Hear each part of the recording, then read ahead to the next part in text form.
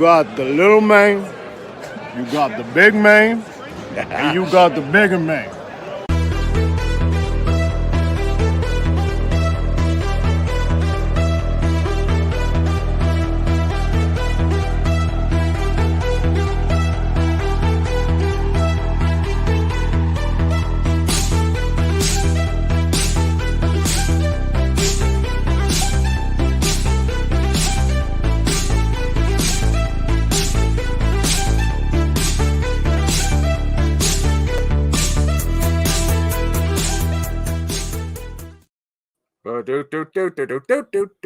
Oh, hey, we're on. That's right. Hey, everybody. It's Kellen Nitro for Nitromaniac TV's Wrestling Unlimited coming at you with a classic Nitro's take for you tonight. Tonight, we take a look at the 1999 The Summerslam.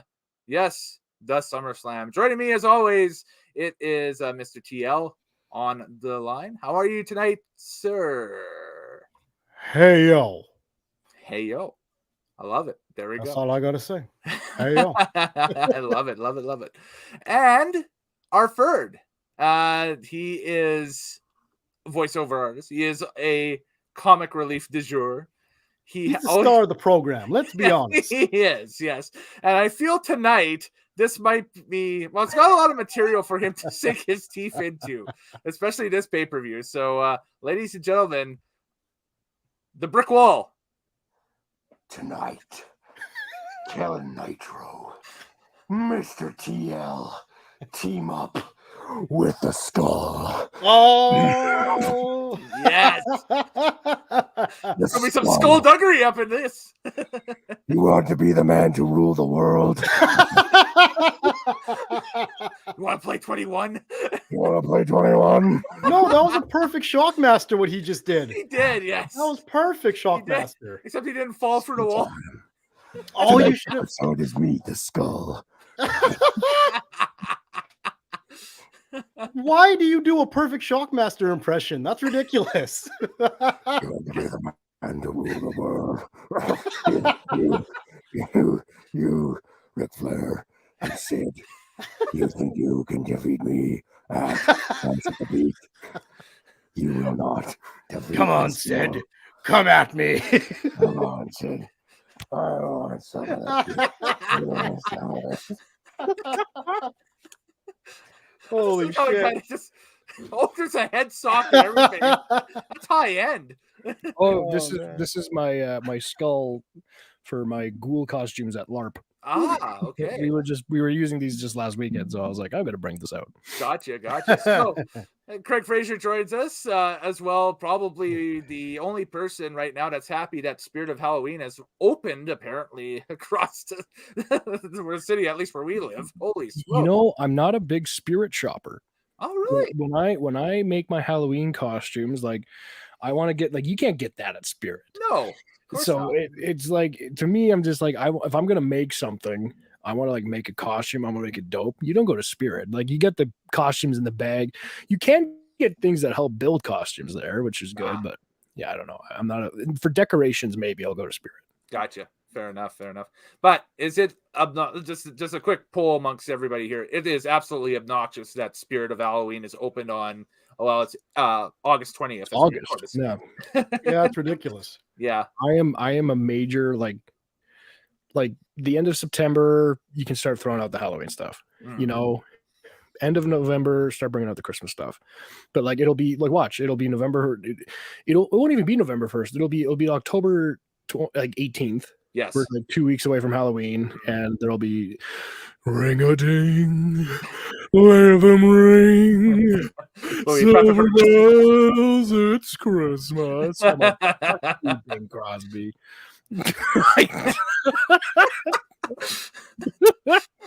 Oh man. Well, one thing that is quite the transition. I think TL is frozen. And No. I'm just. The eyes are moving. The eyes are moving. So there you go. That felt like Kane does Christmas. No, that would be. Hold on a second. Kane does Christmas. Maybe. You could also do a good Skeletor with that too, if you wanted to. Well, Gotta get the hood on. I get it back on. Yes, there you go. Okay. Skull boy in the house. Well, which edition of King? I'm gonna go like 98 King. So I'll be Sure. Yeah, 98 King. The one we see here. Ring a ding. Hear them ring. Oh my God. Know the bells. It's Christmas. Oh God. I will set myself on fire. Go back to 2 pay-per-views ago on the Classic Nitro Steak program where I am a strong antibiotic, and that is going to haunt my dreams until the prescription is finished. Yes, it is definitely for sure. Just want to give a quick shout out to a few groups where we are broadcasting to live tonight. First shout out to Elite Wrestling Society over on Facebook, as well as the old Freakin' Nitro TV group. I haven't posted anything in there since that channel ceased to exist, RIP, whatever, back in April of 2017. So I realized that, hey, I still have the rights to be the admin for that page. So let's throw the link up there and see what happens. So, All right. yeah, but we are broadcasting live on Nitromaniac TV's Wrestling Unlimited. You can come join us whenever you can on tinyurl.com/Nitromaniac TV. I'm on Linktree too, linktree.com/kellennitro. I will get something done up for that probably tonight during the show. So, but we'll get into the program that we've all come to see. It is our take on the WWF SummerSlam 1999 from Minneapolis, I should say, Minnesota, August 22nd, 1999, from the Target Center, which is home of the Timberwolves of the NBA. They have 2 buildings now in Minneapolis, St. Paul. St. Paul is where the Minnesota Wild hockey team plays out of, the XL Energy Center. The Target Center is the bigger arena. That's where they have the NBA. Well, the whole thing was actually a setup in Minneapolis because when I was governor of Minnesota in St. Paul, they wanted to build the XL Energy Center with remains of the rubble of Tower 7 from 9/11. Oh, God. And I refused to okay that project at all. And so that's why we held it in the Target Center in Minneapolis. Mr. Ventura, why is there the Target Center and the XL Center? It's Minneapolis. You don't have the population. I didn't say that. You tell me what I said. I'll take this opportunity to do a couple of things here.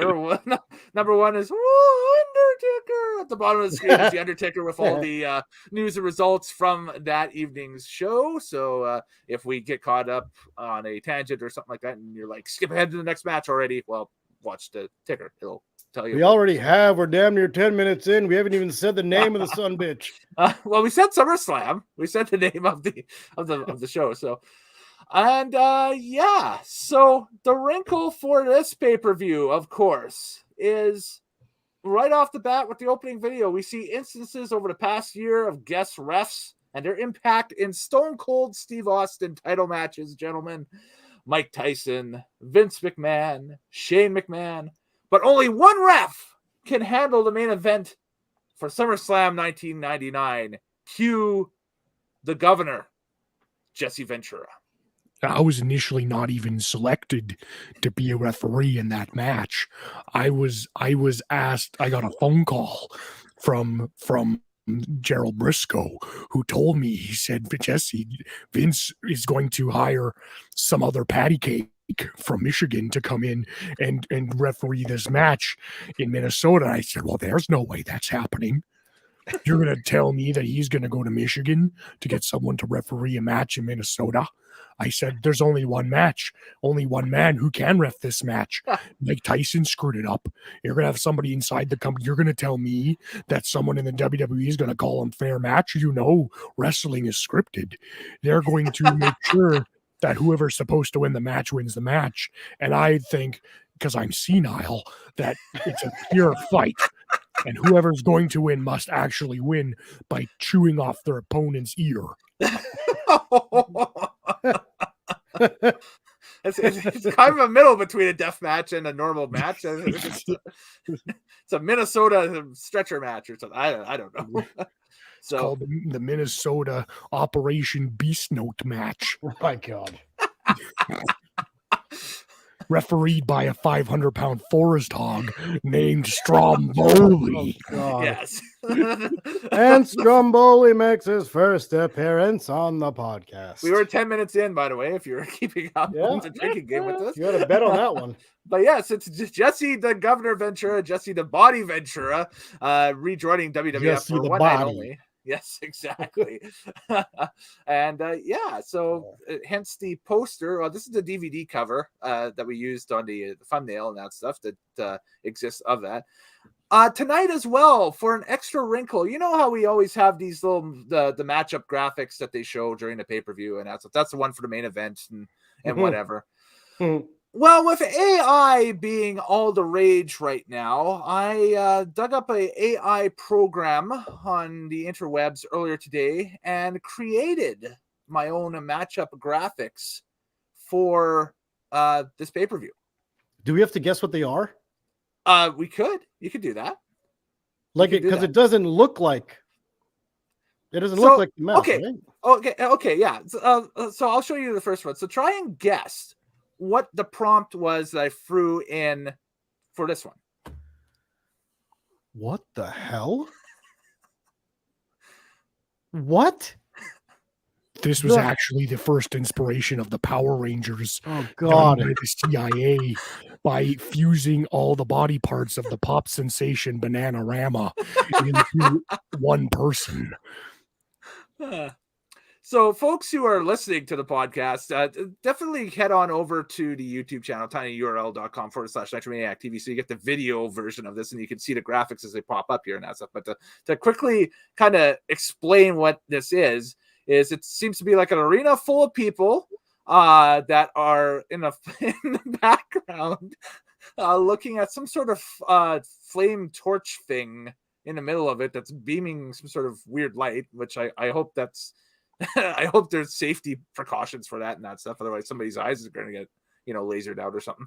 And then in the foreground, we got like some breakdancer dudes or something happening. This is strange. Is this for the first match? This actually, the prompt I threw into this was WWF Summerslam 1999. Oh my God. This is the event poster, gentlemen. This was actually when the boy bands, the Backstreet Boys, In Sync and 98 Degrees were thrown into the same device used in the movie The Fly with what's his name, Jeff Goldblum. And they turned out into these three astronomically large douchebags from the 90s. So we got. I want you to throw that graphic back up. Okay, go ahead. sure. Put that graphic back up for a second. Yes. Now, in the background, it sort of makes sense. You clearly have an arena of the lower bowl with the ring of LED around, which does not exist in 1999. So I don't know why it's there. The flame is supposed. The flame is the WWF logo. It looks like the scratch logo. Yeah. Yes. It does. So that kind of makes sense. Mm-hmm. But the 4.5 wrestlers on the bottom, what the hell am I looking at? They're maybe doing the Wolfpack, but it's been cut off and segmented into 5 different hands. You've got what looks like Hardcore Holly wearing a Superman costume. Yeah, it looks that's like Hardcore Holly wearing a Superman track jacket and holding up the Jeff Jarrett peace sign. And Matt Riddle has time traveled back to 1999. It looks like on the left-hand side here, and he's you look like you've got AJ Styles facing the ring and not the photographer, and maybe Ricochet wearing some Shamrock shorts while his hand is about to do a Kamehameha. What the fuck did you type to make this happen? Again, just the prompt was WWF SummerSlam 1999. I want to know what the computer thinks 1999 is. Or Slam.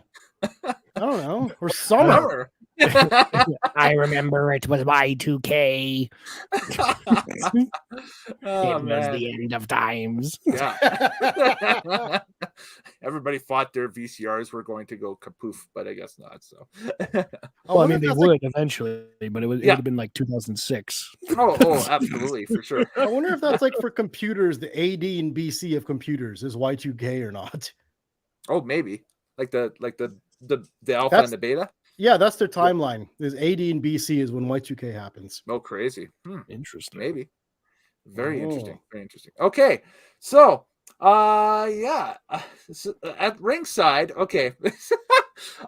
Calling the matches tonight, of course, is Jerry the King Lawler and Jerry the King Lawler and Jim Ross, which is the classic Attitude Era announce team. We've talked about them in the past. They're on a lot of people's short lists for greatest announced team of all time, not TL's, but on Fraser's, of course. There we go. So now where is that? I'm gonna say it right off the bat.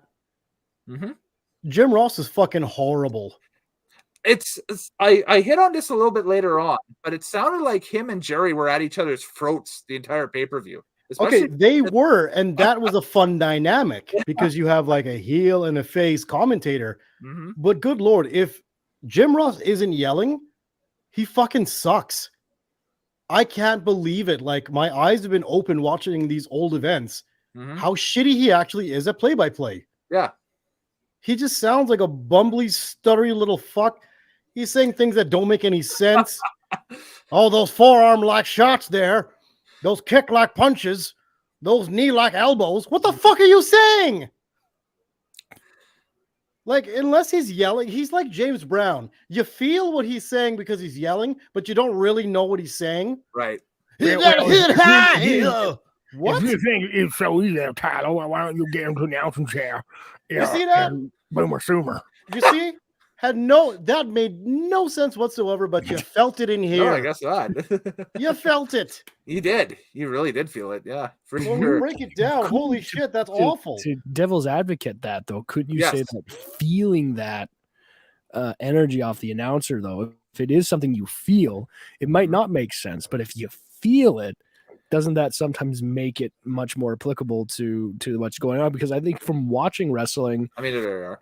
that commentary is almost that accent that is going on with the match that helps when you're watching it on TV, that gives it that certain je ne sais quoi. Because I noticed when we were at the AEW event, like watching live wrestling, like that's like you're much more fixated on the match, but like you need the crowd pops and stuff to like help kind of feed off of certain energies. At least I found as someone who's not a hardcore wrestling fan. Whereas when you're watching it on TV, that commentator, like it is almost like a background noise. You don't need like a Martin Tyler doing FIFA soccer, like a talking like it's a Shakespearean play, and in desperation time now can Manchester United finally find a glimmer of hope left? And you're like, yeah, they could. Hold on. Wait.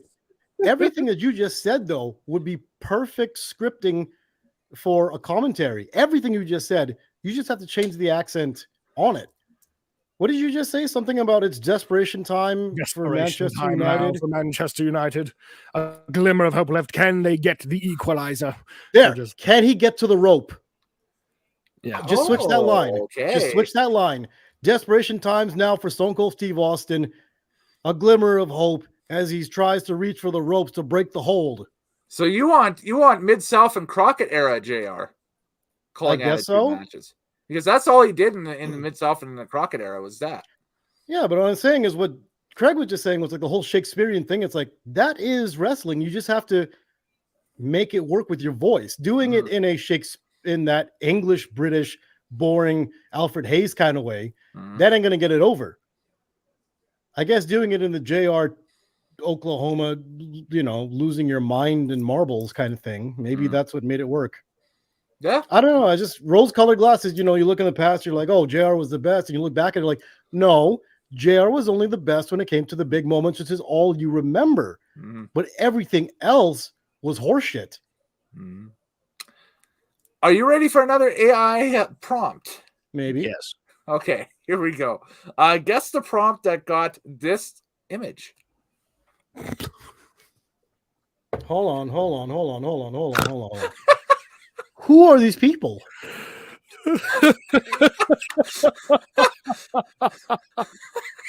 Who are these people? Well, Why is there Our trailer park boys. who's throwing a marshmallow? Is this the prompt for Jeff Jarrett versus D'Lo Brown? no, it is not.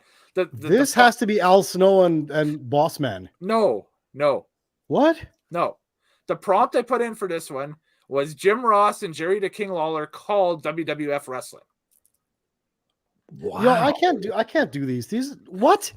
Even the word call and there's no telephone, no one's yelling for something. No. This is like not doing a justice to AI generation at all. Not at all. Oh I mean, my like, god. There's Whose some funky leg ones is still to come too. The guy on the right is that? The guy on the right looks like a really let himself go Randy Furby. Like just like,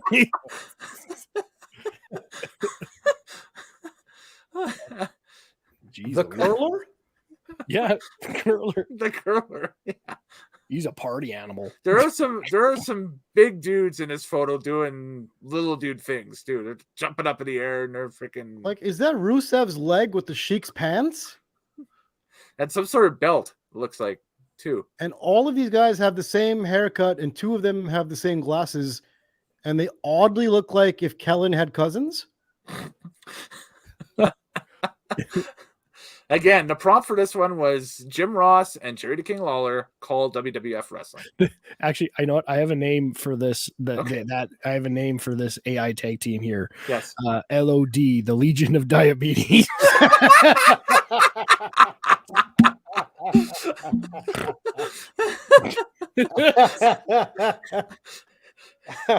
And the crowd chants A1C, A1C, A1C. Nice. Diabetes. Diabetes. Oh, God, they're setting them up for the insulin shot. Yes.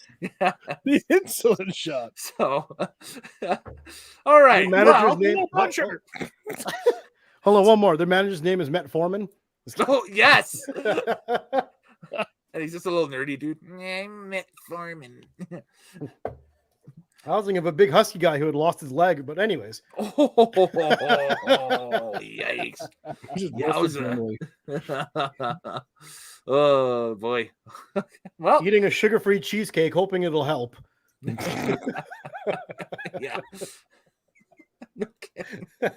Oh, man. Yes. Well, get to our first contest. It is the double title match. Yes, European Double Days King. the European and Intercontinental title were on the line at SummerSlam 99. In the same match, D'Lo Brown, who's the double champion, taking on the challenger, Jeff Jarrett, along with Deborah. And this is Jeff Jarrett and Deborah's apparel for SummerSlam 99. Oh man. Yes. Absolutely. So when she came out in that, I was just like, oh, we are in the late 90s WWF. we are, yes. I'm Absolutely. like, that is a stripper's outfit, and hey, she rocked it. No disrespect there. She looked fantastic. But it's like A little disrespect. She always looked old in the face.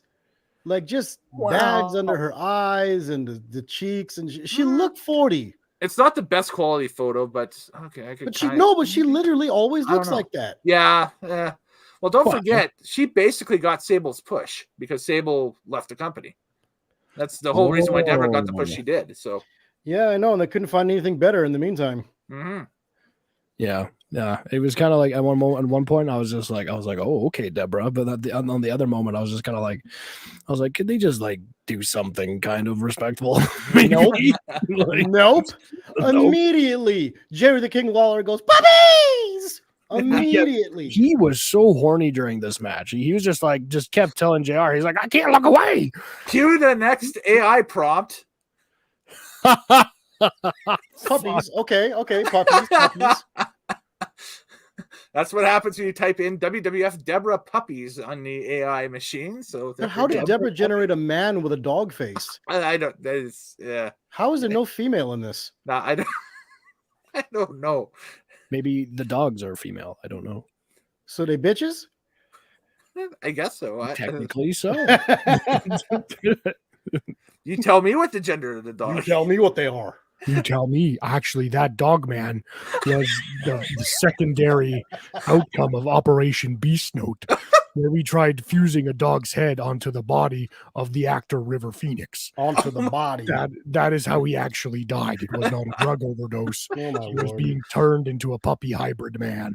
The scary bit is if you look at the right armpit of the puppy hybrid man in the corner, it looks like there's like just dog hair growing out of it. Coming out. Yes.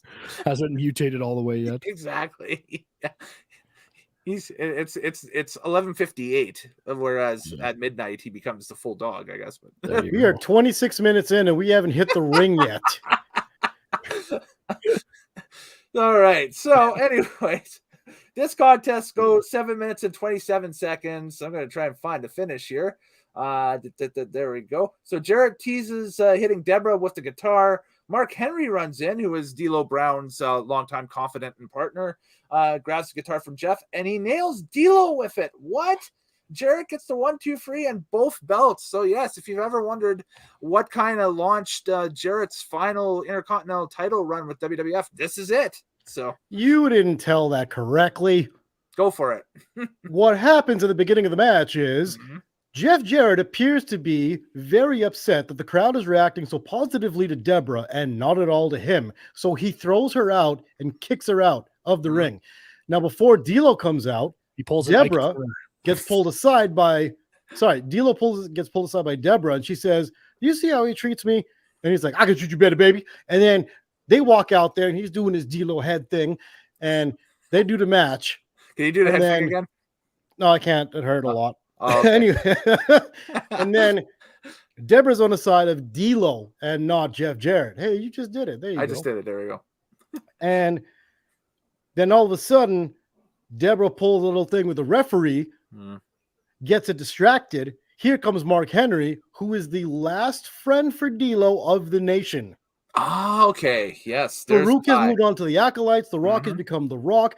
The Godfather has become, the Godfather. the Godfather / the Good Father. When he No, goes this is still Godfather at this point, but he's just not on the pay-per-view. That's all. and Owen Hart has passed. Yes. So this is all that's really left of the nation. That is Mark character's Henry cooler. and D'Lo. And all of a sudden, with that stupid guitar, Mark Henry picks it up and attacks D'Lo with it, Right. not Jeff Jarrett. Okay. And it turns out all along after the pin that Deborah was in on it too. Mhm. That they weren't feuding at all, that this is all an elaborate setup. And now Jeff It's a Jarrett. ruse. Yeah, what you just said. And Jeff Jarrett is now the double champion of the two belts. Mhm. There you go. D'Lo did not have his chest protector thing I saw in this match, which is No. interesting. No. They had moved away from that storyline, I think, at that point. So, but I thought that just became part of his gear, like the shield with Roman, how he just couldn't get rid of that until forever. oh, the tactical vest, yeah. Yeah. And then when he came back, he finally shed the vest, I guess, and Yes. is the heel we know and love and hate, or whatever. The tribal chief. The tribal chief, yes. Exactly. Mhm. I did not put tribal chief into the AI. Please this don't. afternoon. Please don't. I not for this one at least, but Somehow you're gonna get like Mahomes throwing a football into a tribe of Hawaiian people. I'm like, what the fuck?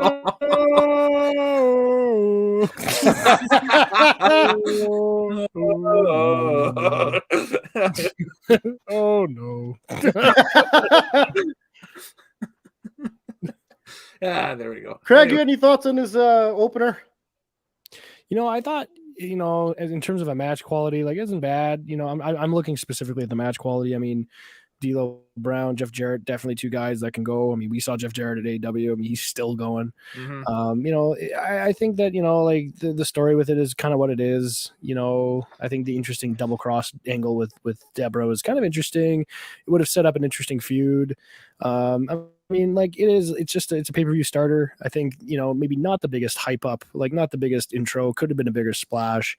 The double cross with Mark Henry hitting D'Lo, like there was a pretty good pop on that. And like, whoa.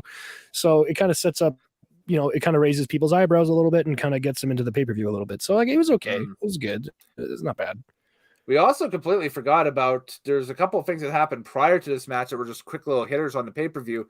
One is, well, Jesse Ventura, I guess, reading the riot act to the classic Triple H look of the backwards Harley Davidson cap, I guess, and jean jacket and China. So there we go.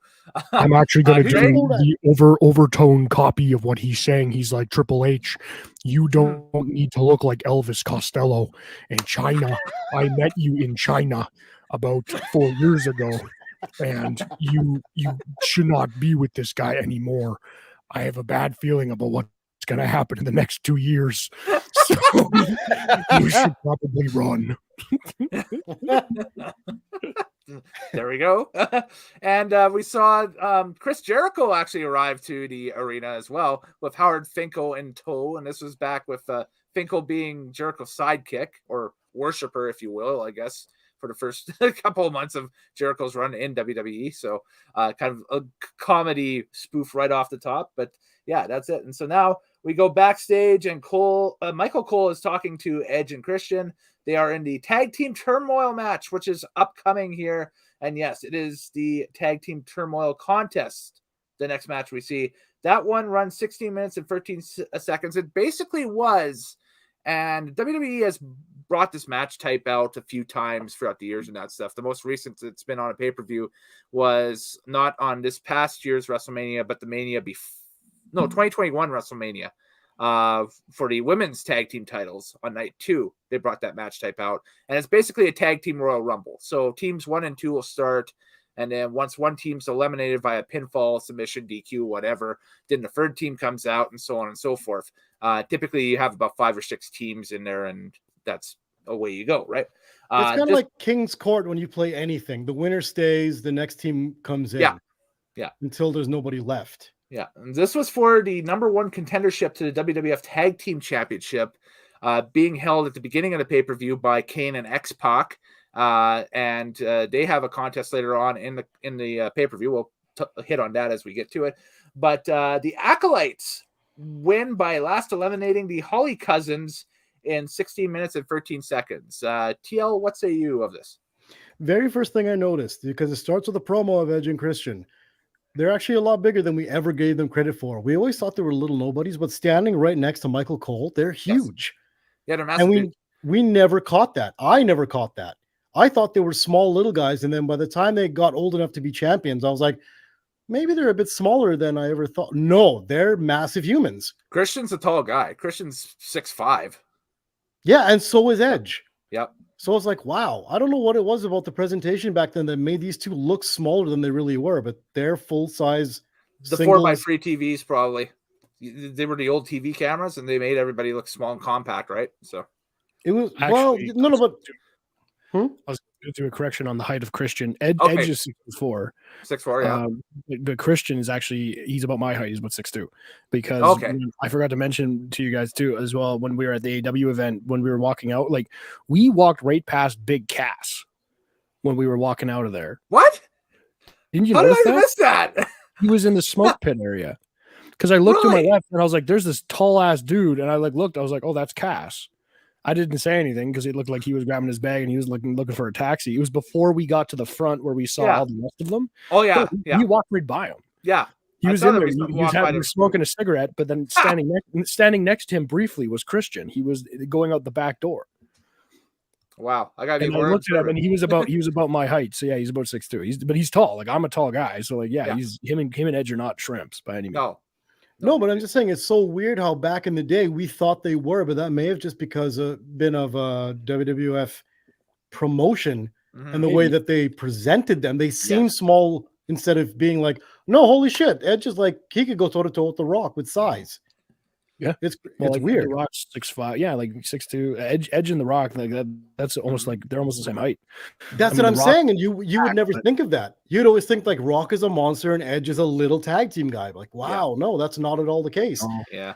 And now when they get up to the ring, Edge and Christian absolutely have all the steam in this match going, and it just gets really sidewinded by the Acolytes there. Yes. Yeah, they kind of come in and bully for the victory there and that stuff. So and it kind of took the air right out of that match, and nobody cared what happened at the end with the once Edge and Christian were bounced, nobody cared. Like everybody was like, "Oh, cool, Edge and Christian are gonna roll through, right?" And so because everybody was looking for these hot young tag teams that are coming through, like the Hardys and Edge and Christian, now it's have to do something, right? So I think they were trying to maybe. Correct me if I'm wrong, Kellen, but I think or Ty, but I think that this was a time where like some of the tag team stuff, at least at the time, was getting a little thin because I don't think the Dudleys had come over yet or anything yet. No, Dudleys are still in ECW. Yeah, and so I think at this time they were trying to like maybe showcase, like give Midian and Ventura a shot, and Draws, and who's Draws with? Draws was with Prince Albert.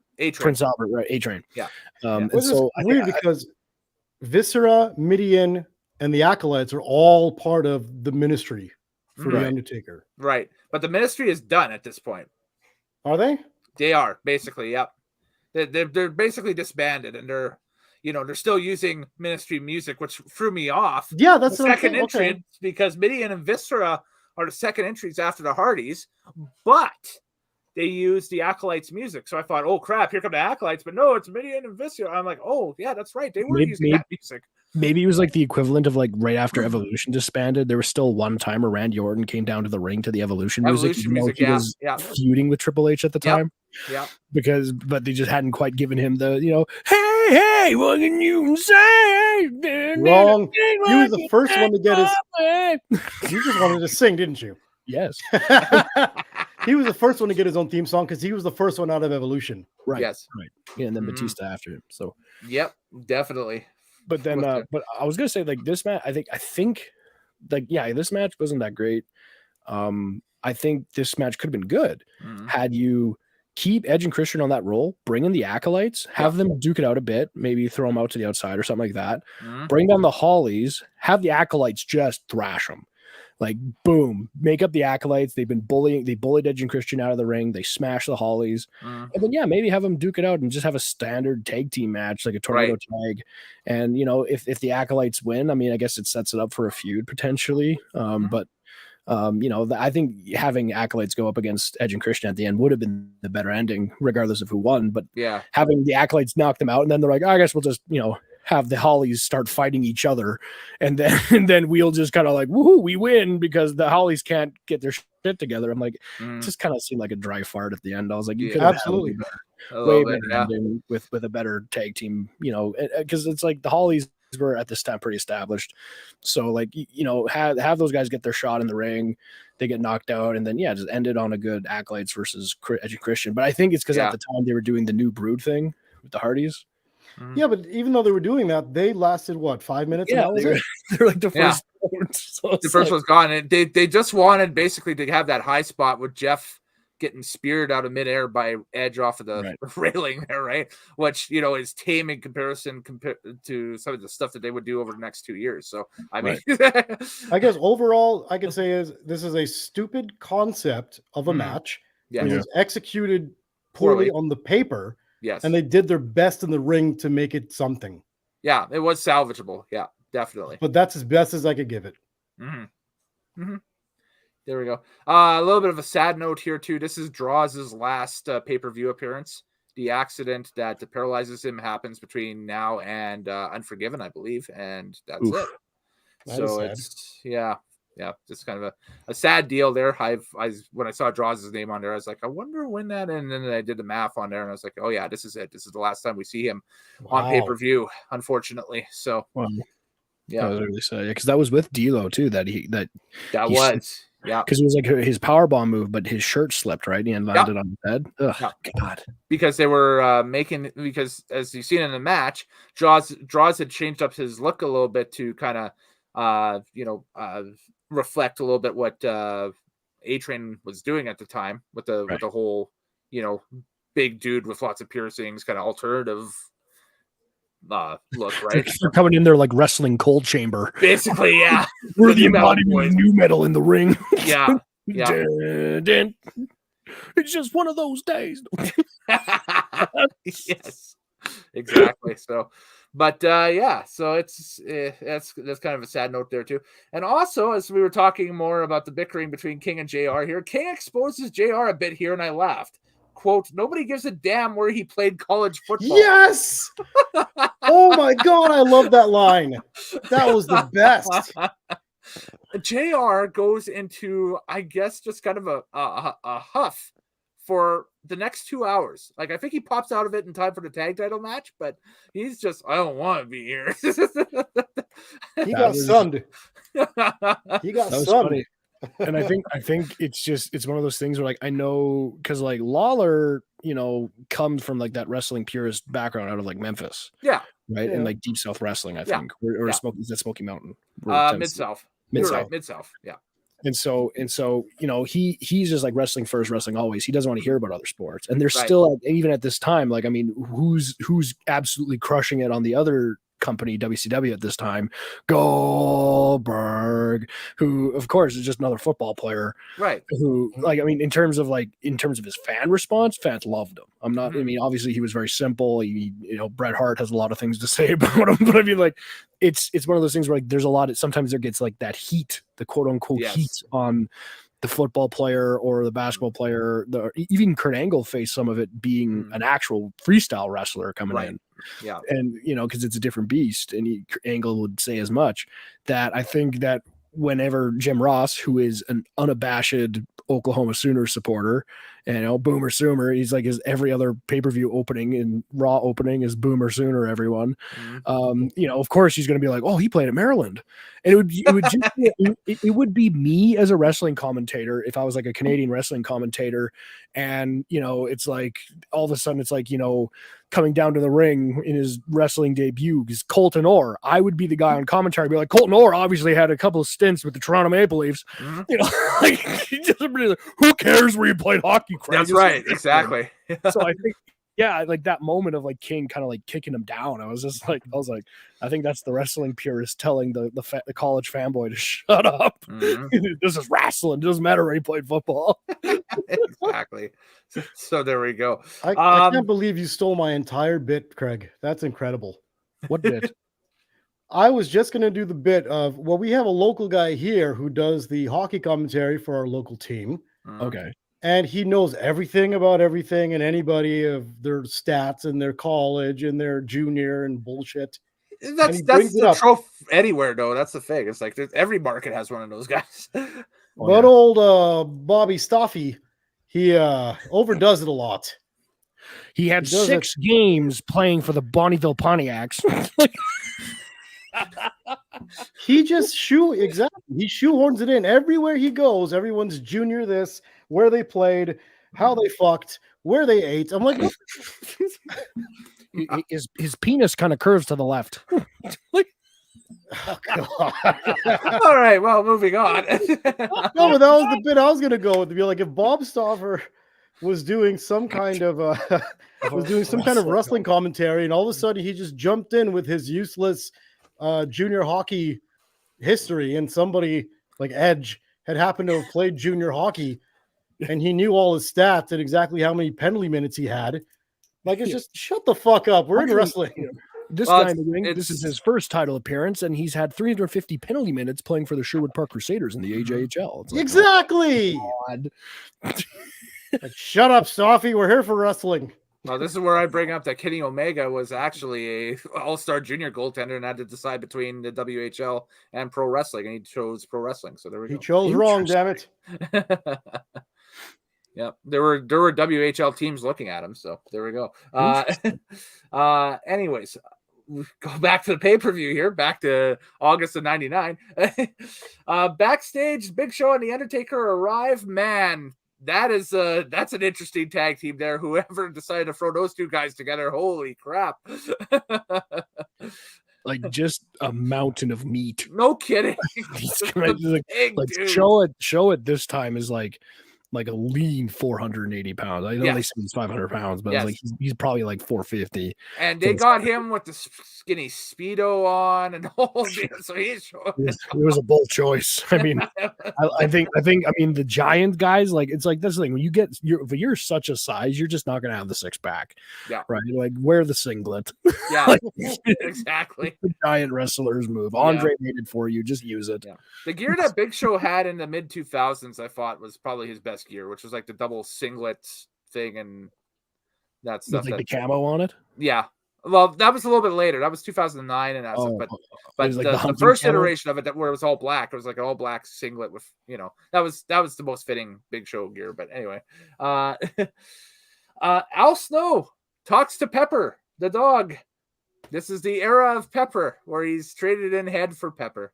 Look at that. He's got a little chihuahua.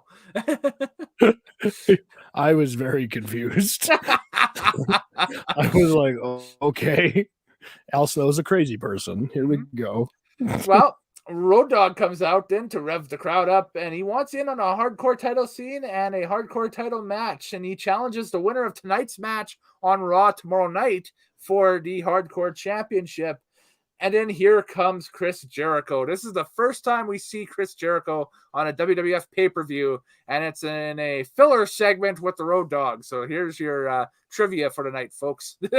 Can I just say quickly, Road Dogg also just comes out to the ring looking like a divorced dad at the lake. Yeah. Light oversized Tommy Hilfiger shirt. Like the golf shorts. Like he's about to take out the boat. The Air Jordans. The black fanny pack. The black fanny pack. The wrestler gear. The ultimate wrestler. With his cargo shorts and his high socks. Yeah.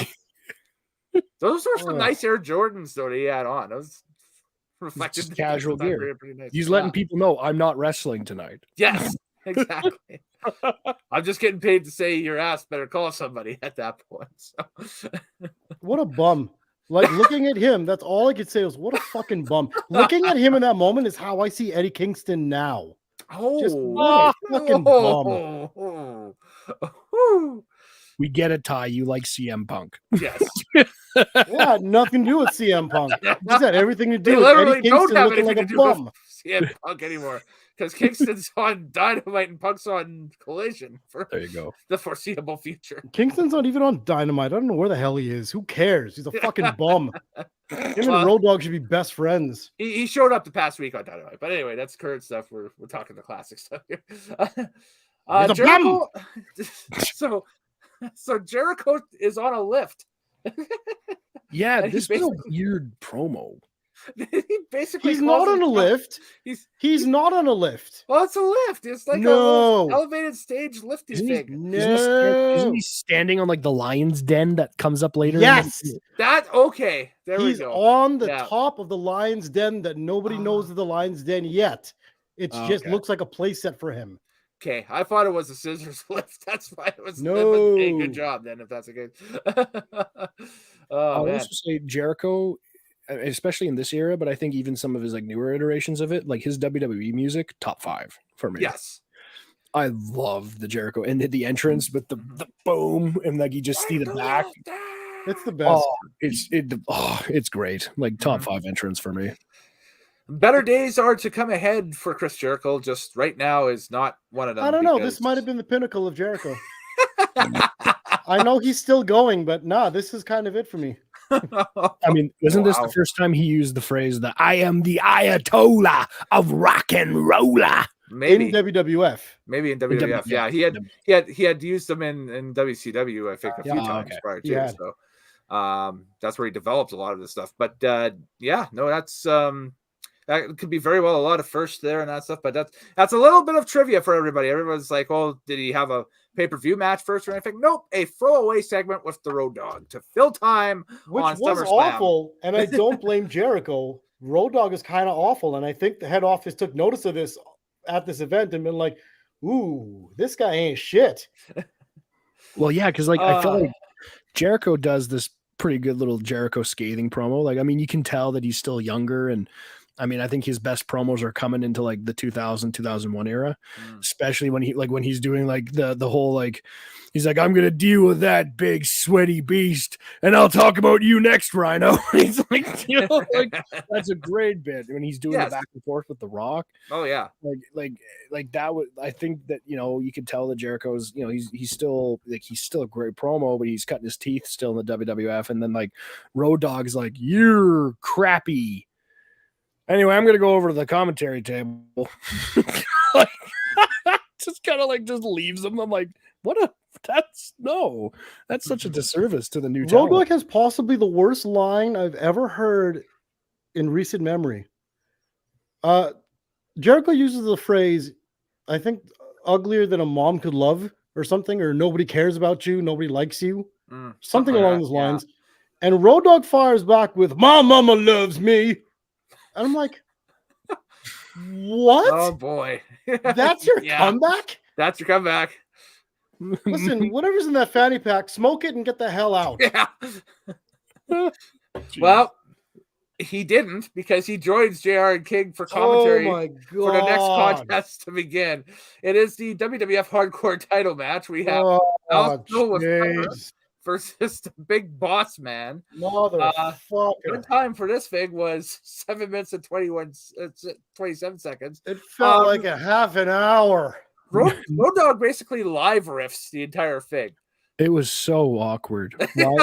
And like somebody really should have made him give him a mobile headset. They know they had the technology at the time so that he could actually talk to JR. Because like how many times was just like, oh my God, are you seeing this, King? Are you seeing this, JR? And JR's just, we're seeing it. We're seeing it. And then like nothing. And all then Road Dogg has is the microphone. He has no feedback with the commentary team whatsoever. Yeah. It's like, and the commentary can hear him and talk to him. Yes. And he can't hear them. All he can do is talk into the microphone, watching Al Snow and the Big Boss Man fight across the street into a makeshift pub, which was not real, where the outside furniture was made out of plastic Superstore outdoor furniture that I had as a kid.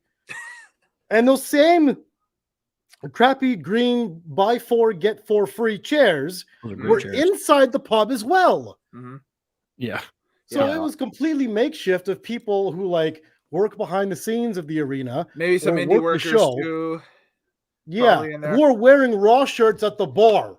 I swear to God, Zach Wilde handed beer to Road Dogg later. No, Zach Wilde from the Black Label Society handled or gave Al Snow a chain. Yes, he did. He was also Ozzy Osbourne's guitarist at the time as well, too. So yeah, he gave him a chain to hit the Boss Man with. Yeah. I was like, all of a sudden, this long-haired dude is. I'm like, I know that dude. That's Zach Wilde. It also looked like Chad Kroger was at the bar too. Like it looked like it, yeah. There was a guy with like Chad Kroger hair in the back, and I was just like, is Nickelback there? Like, it's 99. They might have been. They might have been touring with Ozzy. I don't know. Could have been. I don't know. No, not yet. Not even close. They hadn't done Silver Side Up yet. They were. This was still on. There were nobodies in Hannah, Alberta, Canada. Yep, they were still in Vancouver. Actually, they went to Vancouver at that time. So like their big hit at the time was Breathe. Yeah, 2 years. 2 years. It would have been. What are you, years. Nickelbackopedia? Shut the fuck. Who cares? What is this? 2 years time. Well, here's the thing. In 2 years time, it was 2001 was Silver Side Up. Oh my God! Great album. Probably the definitive Nickelback. It was a great album, and then everything else from that was just like nah. Yeah. Well, the problem was they just took one song from Silver Side Up and just overplayed the hell out of it, and that's why everybody got sick and tired of it. That's it. That's something in here I could drink. Good Lord. I honestly thought like this match kind of like looked like it was kind of like the divorced dad at the lake calling the cops on his crazy neighbor and just commentating on the fight. Like the cops trying to arrest the crazy neighbor and he's just like, oh, he's hitting him in the face. Oh God. It's just like, you're not helping the situation. Leave. Get out of here now. Exactly. Sir, can you please go back inside your cabin? Go back to your cabin, please. There's one other thing you could tell is that within this match, the crowd was very, very upset because a match is happening, but they can't see it. No. They have to rely completely on the screens within the arena to see what's going on. And but they could do that at home. This isn't the era of the super-sized sets and the big jumbotrons and that stuff. They had the little, the scoreboard jumbotrons at the time and that stuff. And yeah, I'd be upset too. I mean, well, yeah, because you can do this at home. Yeah, they paid their money. Getting a better show. They paid their money. They came out of their house. They had to find parking. They get in the arena. They've paid a higher price to see this thing live, all to watch a match on a TV screen anyways. Yeah. It's bullshit if you're a paying customer. Yeah. I don't know. Like this match kind of fell on its face a little bit for me. I think they could have, if they would have had the ability to see it better, but it's like, I don't know. Like I guess is like they're trying to make it hardcore, but it's like I don't know. This just seems like a street fight. You know, I just have written down in my notes terrible. Just from front to back, terrible. Yeah, same. Yeah, so I had my hand over my face the entire time, headphones on. I'm just like, what the fuck is going on here? Just was watching it like this is terrible. I would rather go out to a bar on White Avenue and watch a fight in the bar unfold. It's fun when you're not involved in it. If I'm not involved, I'm not involved in it. Yeah, I'm if you're not seeing this across the bar. I'd be like, oh, interesting. And the saddest part is, friggin' Al Snow does a moonsault off the bar onto Bossman onto a pool table. Yeah. Like these guys are clearly working. They're trying their hardest out there. They're actually hurting themselves by falling all over the place and onto a billiards ball and shit like that. All for nothing because this match blows. Right. They work so hard for nothing. Welcome to the WWF. Basically, Yeah, clearly. Yes. Yeah. So, Craig, this is where you come in because we have another Jesse Ventura confrontation with one of the superstars from the main event. He talks to Mick Foley, Mankind, and kind of lays down the what to be expected in the main event. So how did that discussion go? This discussion went like this. He's like, now, Mick, let me tell you something. You're wearing a mask, and it's very, very frightening to me. And then Mick Foley said, well, let me tell you, Jesse, you know, you're using Queen lyrics to try and make me feel uncomfortable, and I don't like that. Now, Mick, we're going into this match tonight, and you make sure that you follow the rules because I'm the governor of Minnesota.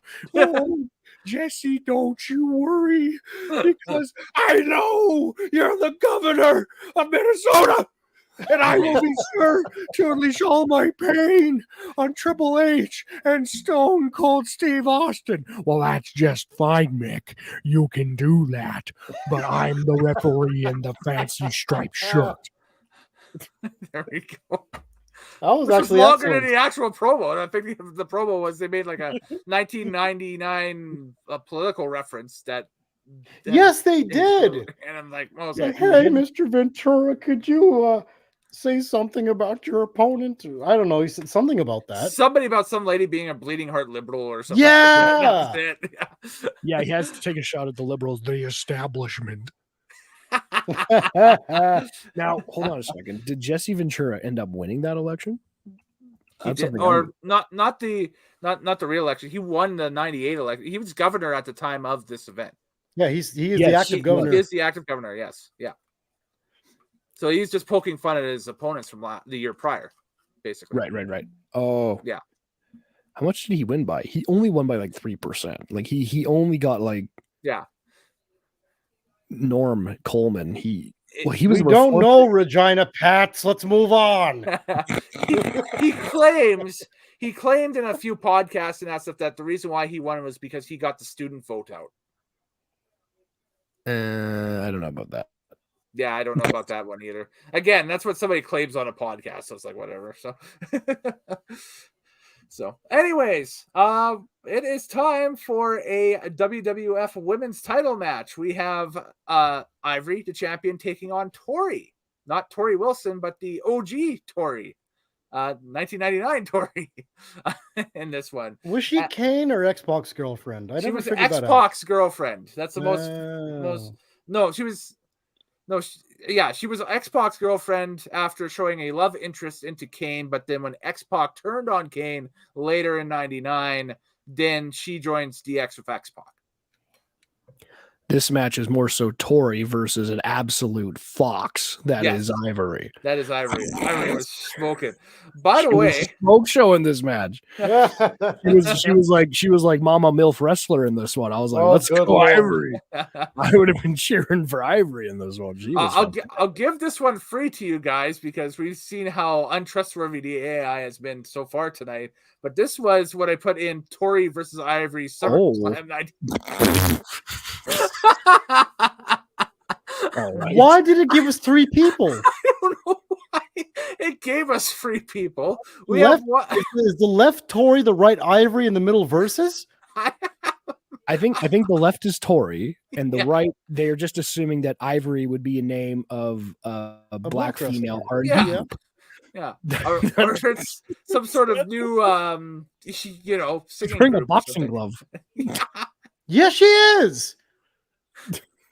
Versus is wearing a boxing glove. Versus has a boxing glove. Yes. And I don't know what Ivory's holding. It looks like a giant knife. Yeah, Or it was like a cutting board or It's something. a cutting board. Oh, And she's I got thought her that arm was a taped up shoulder and- wing. I don't know what that was. I don't know what Versus is wearing, but it's quite the outfit. Yes. Tori's Alicia jacked. Fox on the right. Kind of looks like Candice Michelle on the left, but not really, She's working out. She's got that muscle definition going Yeah. on. Yeah, kidding. she's got big. Yeah, these people are ripped. Yo, we AI is fucked. I don't like this. we I didn't don't use like this earlier. Skynet. We didn't use this one earlier, but I just typed in WWF SummerSlam 99, Deborah and Jeff Jarrett into the AI to see what would come up. And this is what came up. it. Okay, let's. Yeah. What am I looking That's okay. So that's looks like Jacked and Coulter and John C. Riley on steroids. Yes. Basically. Oh hey, I man, see- we're gonna go kick the crap out of the bad guys. And she's Yeah. like, well, black people. It's like, oh, that's enough, Ann. It's like, don't say anything else. I know they're supposed to be holding hands, but she is completely missing her one arm too. Yeah, where's her arm? Oh yeah. Gone. Hold on. I see a very Caucasian Scott Hall and Holly Holm. Yes, there we go. That's a better. Nitro, who do you got? Well, they kind of look like the old school American Gladiators here. This looks like she looks like one of the American Gladiator female gladiators from back in the day and that stuff. And All right, they let's just move look like on. a You troll. ruined it. But anyway, whatever. That was the vibe I was getting from it. But anyway, there we go. But anyway, so Ivory defeats Tori in 4 minutes and 8 seconds. What was the finish for this thing? It was sunset flip bomb. That's the 1, 2, 3 for Ivory, and then Ivory attempts to disrobe Tori because it's 1999, but Luna Vachon interrupts, and so that sets up the title program for the next pay-per-view for Unforgiven, which is Ivory versus Luna for the WWF champion or women's champion. But Luna hadn't been seen in a couple of years. huh? Yeah, not since summer-ish of 98, not since the oddities. She Oh was. wow. Yeah. I think from Dark Side of the Ring, she was kind of in like the throes of addiction at this point, was she not? Yes. Yeah. So she was kind of going back and forth between rehab. Yeah. I think she was just freshly out of, and they brought her back. She was fresh out. Well, I was gonna say same thing with Road Dogg too. Like, wasn't Road Dogg at this time kind of like no one's out of the company? Yeah. Or no? No. Kind of wandering in and out. Yeah. Yeah. Well, because they had nothing for him after they split up the New Age DX. Outlaws. Yeah. And the Outlaws. Yep. Yes. So there we go. Oh yeah, the finish in this match was weird because Tori went for a sunset flip and then Ivory just sat on her and they just 1, 2, 3'd it. Yeah, I think they tried to go for like one of those Japanese sunset flip bombs, but they botched it terribly. And so Tori botched it. Tori botched it. So I was gonna say this match kind of exposed Tori, like she wasn't maybe the best in the ring. No, but like Ivory was carrying this match. Yes, and like I would have loved to have seen it. Like obviously this was like she had the run in, but like I would want to see Ivory and Luna Vachon just have a good wrestling match at this point next month. Because Luna yeah. Yeah, I mean, next if you were watching WWE TV, it would be later that the next month in September they had the women's title match. Yeah. Oh, yeah, that's what the matchups at Unforgiven. Yes, exactly. So the other way, you had a seasoned professional wrestler against the flavor of the month, and she fucked it. Mm-hmm. And that's all I got to say about that. What else is new? Yeah. We can move on. The Rock interviews Michael Cole. Yes, I said that because Michael Cole started interviewing The Rock, but then The Rock turned the tables and started interviewing Michael Cole. He sure did. Classic Rock segment. This is pretty good. I mean, the Rock's on the mic. I mean, you can't really go wrong with that. So, LA Knight really stole his haircut, huh? A little bit. He kind of took The Rock and Stone Cold, and he's like, "I'm just going to be the best of both." Yeah, worlds it's like the love child between Rock and Stone Cold. Yeah. So, Billy Gunn leads a figure backstage. This figure is not the higher power, but we'll find out who this figure is later on. Keyword being figure. as in full figure. But anyway, the Lions Den match. It's SummerSlam, so for the second year in a row, there is a Lions Den match. Oh, that's what the AI interpreted WWF Lions Den. That's actually good. That's pretty good. So the Lions are in the Lions Den. There we go. AI. It's funny. Anyways, this is the real Lions Den right there. We had Steve Blackman taking on Ken Shamrock in this one, and I saw this on paper and I was like, "Oh, this will be good." And the runtime for this thing was 9 minutes and 6 seconds, and the match kind of starts out strong and then it loses its muster to the point where it's almost is like production doesn't really care much about it. In fact, we don't even see the ending. It kind of just ends out of nowhere. Yeah, it did. The thing that you couldn't see in this match is about near the end of the match before they go to the finish, somebody in the production truck just throwing the papers in the air like, fuck it, I don't know what to do anymore. We're done. It's like this match was bad between two actual good martial artists who are on so much steroids at this time. Oh god, yeah. So much juice, like both of these guys. Because I've looked up like Steve Blackman and Ken Shamrock when they were like fighting and like doing actual martial arts competition, nowhere near this size, like just like so roided out, and like it just kind of ended, and I'm like, this could have been something kind of cool, but like they're fighting in this tiny little cage in the corner of the arena, and it's just like, I don't know, like I'm like, what was the point? I guess they're just trying to see who's the baddest, but I'm like, who the baddest was. Yeah, exactly. just do a standard MMA style match in the ring or something. Just have the brawl for all between the two of them in the cage. I don't know. It was completely pointless. I don't even know how you win this match because it wasn't a Lions Den match. It was a Lions Den weapons match. So you kept like periodically running up the side and grabbing another weapon and pulling it down. Yeah. So and I'm like, how you can't pin, you can't submit, you can't knock out. How the fuck do you win this match? The match the year before at SummerSlam was just a Lions Den match. It was between Shamrock and Owen Hart, and and it was pinfall or submission that would end that. Actually, I think it was submission or knockout that would end that. And and this was, we don't know, we'll just give up at some point. Yeah, Shamrock won by submission there, and now this one is just exactly. It was like, okay, it ends somehow. We'll see what happens. They just stopped wrestling. They did. It just kind of ends out of nowhere. Shamrock hit Blackman over the head with a kendo stick. He posed for about a few seconds, and then it was it. He just started to climb and then played his music. They played him off. Here's an interesting factoid off of this. This is the final WWF match for Ken Shamrock. No way. This is it. Is it really? Yes. He is gone after this pay-per-view. He was so over. He's done. That's it. He leaves. Like, he was so over with the crowd and everything. Like, he was hype in this match. He leaves because he initially had talked to WWE officials about leaving, about going back to the UFC, because there had been some offers for him to go back to Ultimate Fight.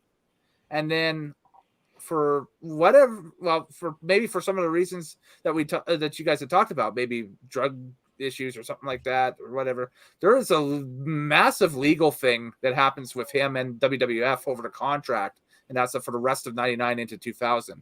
But he eventually gets the clearance to go over to UFC, I think in 2000, and get some of the fights that we've seen him have later on in his career in the UFC.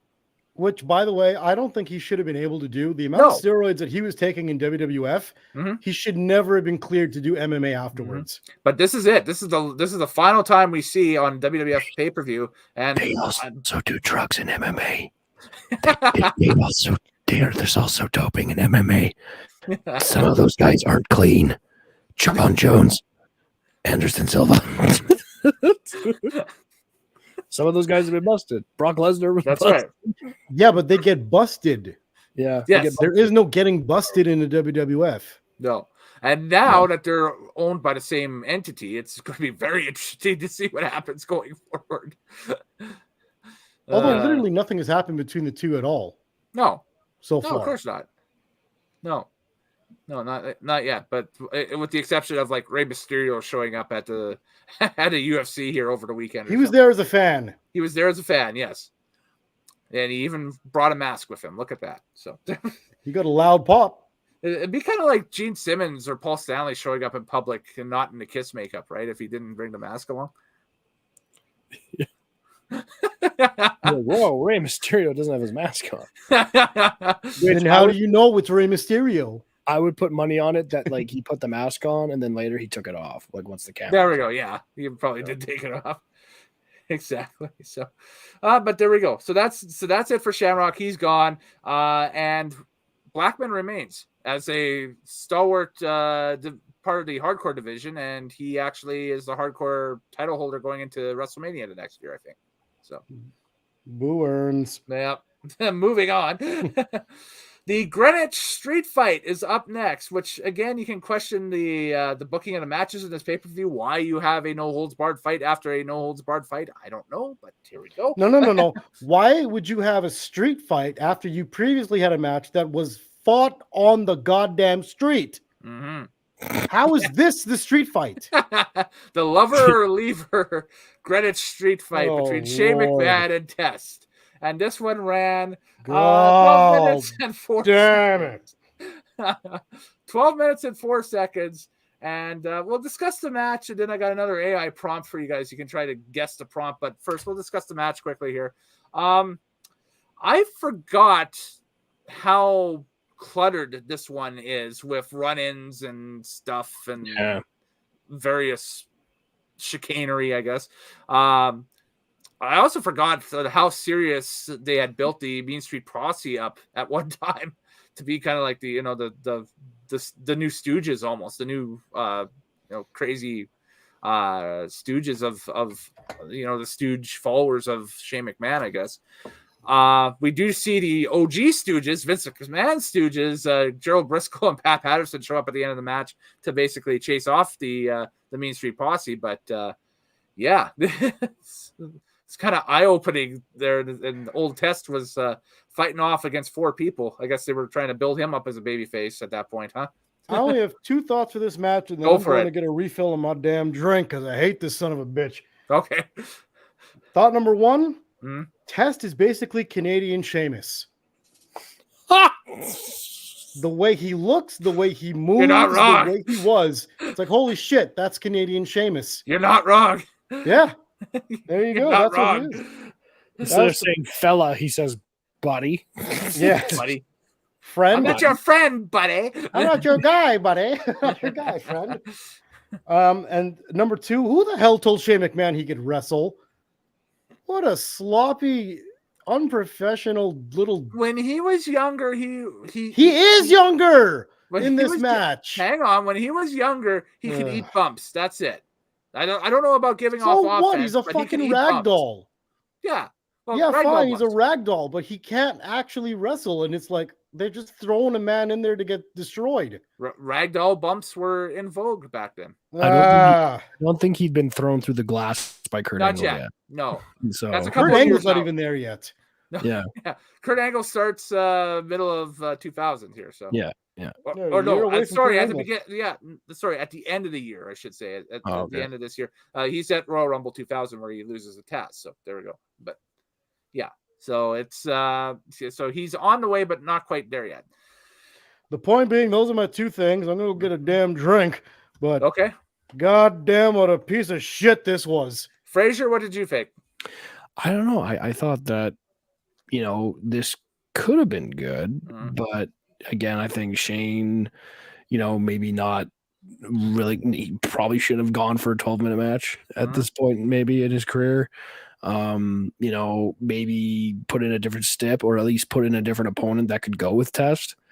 And I like, the story arc is, it's kind of weird. He's like, I'm going to decide if my sister can date you, but I mean, I think, I don't know. Like, I guess the story kind of worked at the time and, it would have maybe built something maybe going into Survivor Series, Unforgiven Survivor Series. But I don't know, like I felt like it was kind of like, man, like this mid card in this pay-per-view, like I felt that, you know, the first match was all right, the second match was all right, and then it was bad, and then pretty good, but still kind of, you know, Tori was limited, and then it went bad. And I was just kind of like, we're trending down here at this point. And this one was kind of like, if I would have been in the audience, I probably would have been like, all right, so hopefully this is going to get good. Yeah. You know, like, hopefully we're trending upwards here shortly. Yeah. To get in here, so like, exactly. So, yeah, I feel exactly the same way. It you know, the crowd pop at the end and that stuff and the celebration in the ring and everything kind of makes it like, okay, it's kind of a bigger moment, of course, in the storyline and that stuff. And yet, you know, knowing what happens later on, it's like, okay, yeah, you know, this is a catalyst for that and that stuff. They thought they had something with Test and they were trying to build them up and that stuff and everything. I did laugh that the last move was basically Kevin Nash's Big Daddy Cool elbow from the top rope to finish the thing. I thought that was pretty funny, but yeah. So you said Canadian Sheamus. I faked that they were thinking they had another Kevin Nash on their hands at the time. TL. Nope, they just got good old Sheamus. Well, the finish of I just mentioned the finish of the match is Big Daddy Cool's elbow right off the top rope, right to Shane McMahon for the 1, 2, 3. So too sweet. But anyway, there we go. Canadian Chew. Maybe for that. All right. Is it time for another round of Guess the AI prompt for those watching the video feed? Here we go. Sure, hit us with it. Oh. Okay, that's clearly Shane McMahon, but as a woman. And that's Johnny Nitro? That might be one of the tallest jacked women I've ever seen. Joey Mercury. Is this Test Stephanie McMahon versus I had typed in, this was the prompt that I typed in, WWF SummerSlam 1999, Shane McMahon versus Test. What? Yep. Literally what it was. Well, like Shane McMahon's face is there, but it's on a woman and a really big one. I know. This I don't popped out. know. I was like, what the hell is this? This is why you can't trust what, like, if you're like, oh, I'll just use AI to write my essay. Like, don't just trust that. This entire podcast tonight, this entire video is just proof. Do not use AI for anything right now because you're going to get some really messed up shit. Good God. Yeah, it's unreal. It's crazy. So that was like Listerine for the brain. It just washed everything I was thinking and it's gone. It kind of reminds me a little bit of like a Tekken game or something like that. Yeah, it's like this chick 6'5" and jack. Exactly. And she's going to fight the Cobra Man, or not the Cobra Man, the Cougar Man or something. You know? No button mashing. Know your combos. Exactly. Up, down, left, right. And now we jump to the WWF tag team titles, which is on the line next. This was the tag team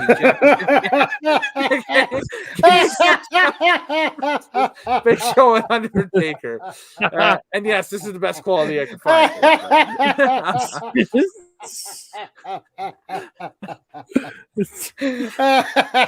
X-PAC looking like Dave Grohl.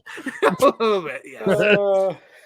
The Unholy Alliance. That was the official name of the tag team between Big Show and Undertaker. Who the hell put this match on paper and said, yeah, this is going to work? I don't know. Coming to the ring at a combined 852 pounds. Yo. The Undertaker and Big Show. And Taker leaned out a little bit during this era. Well, to put that in perspective, so if Big Show was billed at 500 pounds, then that must mean the Taker's 352 pounds. Yeah. Oh, yeah. Like, I don't know about that.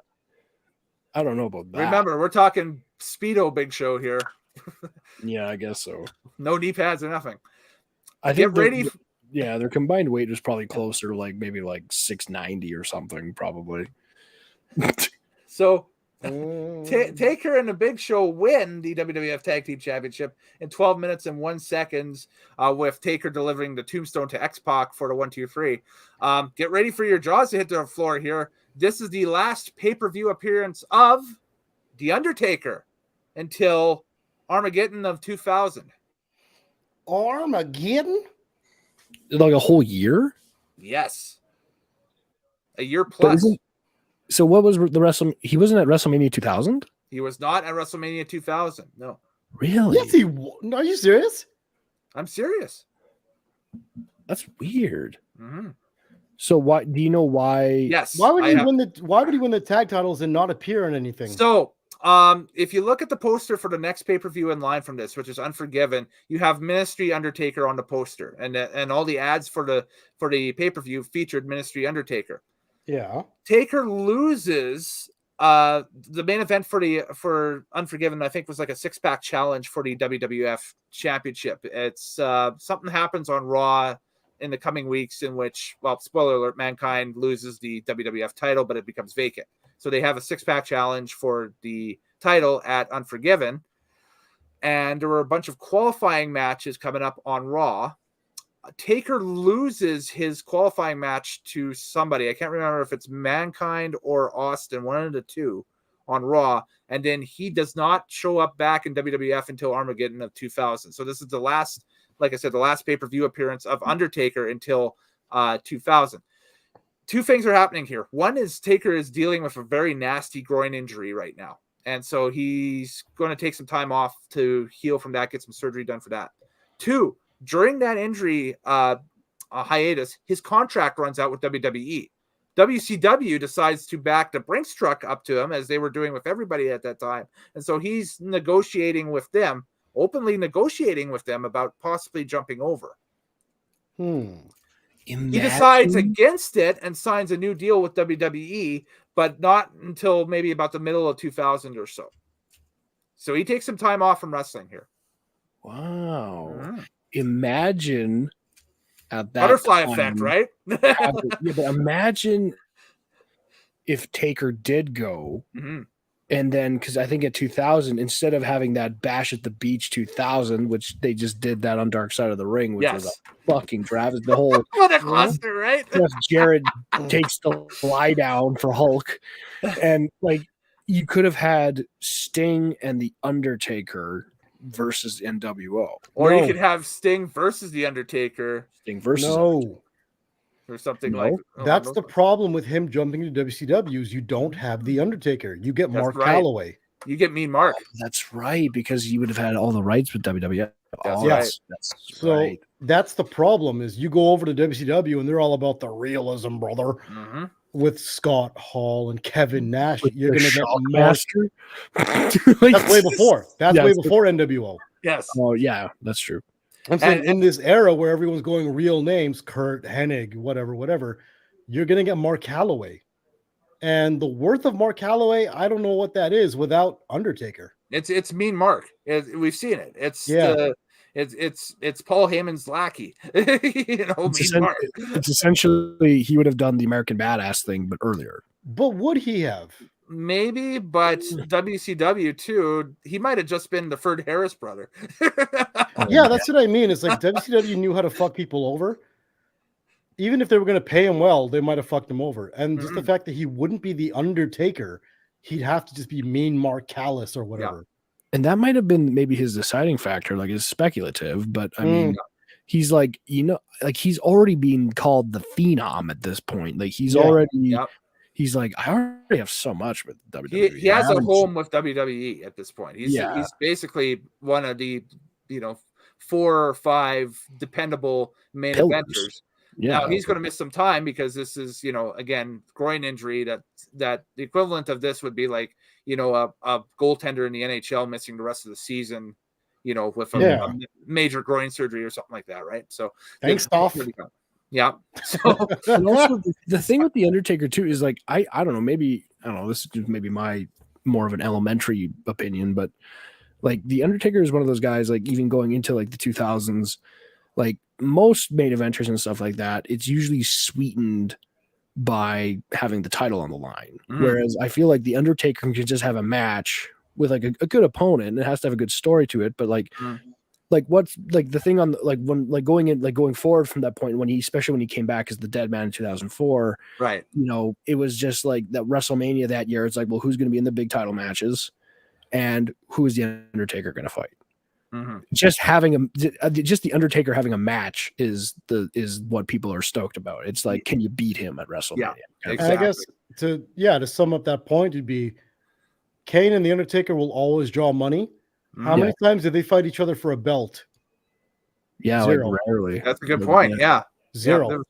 Well, they kind if you count the main event like Judgment Day '98, which was a WWF title match against Stone Cold Steve Austin, but that was a triple threat. So you count that as a, you know? No, whatever. I don't. I'm just talking one-on-one for a belt. I see your point. Yeah, but I think Taker never needed a belt.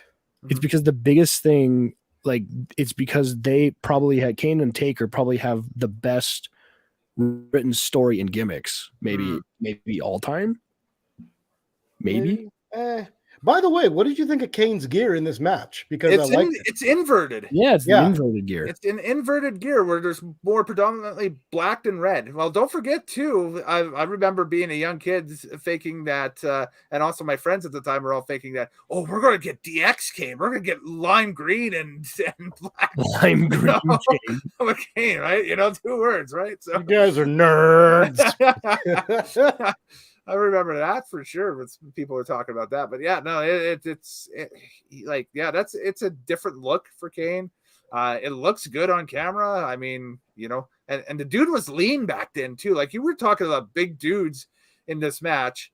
You got big dudes that are leaned out, and then X-PAC there too. But I mean, you got 3 big dudes that are just lean and mean in this thing. It's incredible. Well, they haven't put on their dad bods yet. Like they're still young bucks. They're still in their like late 20s, early 30s at this point. So like, give it 10 years. That's when you start to see Kane, where he's just like, I'm like, did you just like come from like a family function and like. Like it's just a dad in corporate tights, Kane. His bald head, and just like those kids haven't gone to bed yet and will feel my pain. No, literally the only dad bods on this whole thing are like Patterson and Briscoe. Everybody's like, shit, Mark Henry was lean in this. Yeah, he was. He looked like what Keith Lee should look like now. Boom. But he don't. Keith Lee. But shit, Mark Henry looked like. I wish he'd figured it out earlier. Just like Eddie Guerrero always used to say. He wished Mark Henry figured it out earlier, because with that look he had when in very early on, going all the way back to the front of this thing, that look that Mark Henry had, holy shit, he should have run WWF. Maybe maybe that this match could have been Kane and Mark Henry versus Undertaker Big Show. Then I'm interested. Ooh. Yeah, but not the friggin' 1, 2, 3 kid. Yeah, exactly. What's X-PAC doing in there? Yeah, that's the second show in a row that we've had X-PAC on, and we're like, what is he doing? Make some noise! X-PAC. X-PAC. You think you could tell me what to do? Yeah. Is this thing on? Actually, we'll get to that when we get to Triple H's entrance, but let's move on. But now, we got to prompt Craig for one more Venturaism here. I don't have the graphic for it, but it's Ventura backstage reading the riot act to Stone Cold. Stone Cold basically just walks off. But if you could elaborate, Stone Cold Steve Austin, I know what you're gonna do out there. You're gonna raise hell and open up a can of whoop ass, and you know, that's fine, but I'm the referee. And he's like, well, Jesse Ventura, let me tell you something. Went straight Stone Cold. He ain't going to take no crap from you. He ain't going to take no crap from anybody. Stone Cold's going to open up a can of whoop ass. He's fixing to do it right here in Minnesota. And he's like, well, that's fine, Stone Cold Steve. You're allowed to do that, but I'm just going to play it by the ear because I have the referee shirt, so everybody has to listen to me. He's like, well, I know you're a big deal because you thought you were in a Navy SEAL. You're on Team SEAL Team 1. What? SEAL Team 2. What? SEAL Team 3. What? SEAL Team 4. What? I don't care what SEAL team you're on, very frankly, Jesse the Body Ventura, because the best person in Predator was Arnold Schwarzenegger, and I got nothing else to say about that. Well, that might be just your opinion, Steve, but I was in that movie. I had a really good mustache, and so you're going to have to do what I say out there tonight in my ring. Steve, where are you going, Steve? I can't believe he just walked off on me. Yeah, where are you going, Steve? That actually happens. He walks off on Jesse Ventura. He just takes off on him. Yeah, he does. Bye. Out of here. By the way, in the lead up to this match, where they do the final long ass promo of what's going on and how we got to this match, it shows that at one point China was the #1 contender for the championship. It was, and it shows this whole buildup of how China's been getting the spotlight, and Triple H is getting jealous of her. She keeps winning, and he keeps getting more mad. Yes, and they keep playing this up, and then I actually popped. I was so happy, and I just laughed when the first time they show Stone Cold is just, I don't give a goddamn who the #1 contender is. Yes. It was right then and there that I realized, oh shit, WWF backed themselves into a corner because they cannot have China versus Stone Cold. Because even though that's a dream match for all of us at that point, you know. No, but he would rip her in half. Oh yeah, guaranteed. There's no way that they're gonna put China over on Stone Cold at this point. Like, no, but Stone Cold would just rip her. Just the way he did that, like, I don't give a goddamn who the #1 contender is. I'll be doing shit out of anybody that gets in my way. That's Stone Cold's promise. Oh man, it was so awesome. It's just like they're showing this like almost like Rocky Balboa story for China, and then it just cuts to Stone Cold. All right. Speaking of Rocky, we have the Kiss My Ass match up next. Oh, we didn't do this yet? Oh my god. We haven't. Here we go. The semi-main on this card is B.A. Billy Gunn, or Mr. Ass Billy Gunn. Badass Billy Gunn. The King of the Ring in 1999, taking on The Rock. There's just one problem about that King of the Ring. And that's the actual graphic. Here was the AI interpretation of said graphic. The best one so far, but The Rock has a wig on his arm for some reason. And Billy Gunn kind of also looks like The Rock. And he's holding a rugby ball. He does. He's kind of like trying to be The Rock. It's like if The Rock went into like Billy Gunn face. Like, yeah. Dyed his hair blonde and grew it back. Yeah, he did. Take this off the screen. I can't look at this. Ugh. Oh man. This though, I think the lead up to this match, if I'm not mistaken, I don't know if it was the Raw before it or a few months before this, because King of the Ring is in May usually. June. Okay, so this would have been the month leading up to it then. So at some point, The Rock must have cut that promo, which is infamous, where he's out in the ring and he goes, "Music badass Billy Gunn is standing in this ring, and you say this." Oh God. It's me, Billy. I just won King of the Ring. But there's just one problem. Everybody thinks that I absolutely suck. And then Billy Gunn, the heavens opened up, the roof cleared, and God himself looked down on you and said, "Bob, but my name's Billy." It doesn't matter what your name is. It's a ruthless promo. Yes. It's the way that he hits the suck. Yeah. Things that I absolutely suck. It's kind of almost Chris Farley-ish. Like the same way Chris Farley would deliver like the punchlines on SNL and that stuff. Yeah. Well, and the crowd's like, I mean, at this point already, like the crowd's just waiting on every word. Like they're gonna go nuts. Oh, they're all over him. Yeah, exactly. Yeah, so it's perfect. So anyway, Mr. Ass rips the cover off of the hooded figure, and it's a well, I'll be kind, it's a larger woman. No, it's just like a regular kind of old librarian looking, lady. and they just proceed to tear this woman to shreds. Yeah. I'm Oh leave my her Lord. alone. Leave her alone. JR and the King go in on this woman for like the duration of the match. And I'm like, yeah, I'm like, Jesus. You can tell they're back on the same page now at this point. The Yeah. Barry has stopped. Oh God, they better look at her butt. They're gonna put his head in his butt. I'm just like, It was weird because JR is in between going, these are two finest athletes you could see in wrestling just here in the WWF. Just two fine athletes. The Rock out of Florida State and Billy Gunn. The Rock's out of Miami, not Florida State. Yeah. Ooh. University of Miami. Do you? Same What's shit, you? different Except you? pile. It What's you? doesn't matter. The Do you? point is, Actually, FSU is the other place that goes. But they do it with the other arm. well, like that's better. Jeez. Anyways, There's a difference. The Kansas City is this arm, and then the FSU's. that doesn't matter which arm you use. The point is, why did they use this woman of all people? I don't know. I don't know. I really don't know. Like, And then in my head, I was like, this is a stupid concept. And by the way, I didn't realize that this is the beginning of any form of Kiss My Ass Club, which was later stolen by McMahon and then later stolen by The Rock, but innovated by Billy Gunn. And because it was innovated by Billy Gunn, nobody cares what the initial part of it was.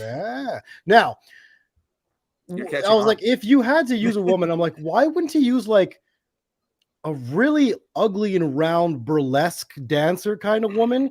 Because she could like play to the crowd and make them feel gross and use the fan and the feathers to hide stuff and just because that wasn't in vogue at the time. That's why. It doesn't matter. They were going for lowest common denominator, and it was a fat chick joke. I thought they were going to bring out the fabulous Moolah. Like I thought it was Mae Young. Or Mae Young. Yeah, there you go. Yeah. I thought it was Mae Young because they both were under contract at that time. But yeah, this is the finish of the match, guys. Basically, yeah. Look at Finkel in the bottom right. He's just like, I have to call a winner to this bullshit. She's wearing call a winner. She's wearing pantyhose over her granny panties. Yes, which has a hole in them by accident. She's soaking it in, obviously. But I'm like, why did they choose this librarian? Why? I don't know, she must have like been somebody's like niece or somebody in the company, and they asked her if she wouldn't mind. Grandmother, more like it. It's like an eye exam. This is image 1. This is image 2. Image 1 and image 2. Let me tell you, there literally is no difference between images. This is what you're gonna do, Sherry. You're gonna kiss my ass.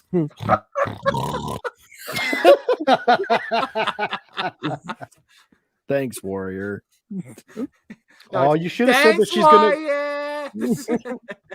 I thought you were gonna say she's gonna have to go to places unknown. Anyways, that was parts unknown. Billy gets Stig face, Rock bottom, and People's elbow. And that's the 1, 2, 3, and the crowd. Oh yeah, by the way, the crowd loves the Rock, and you're right. This is peak Rock.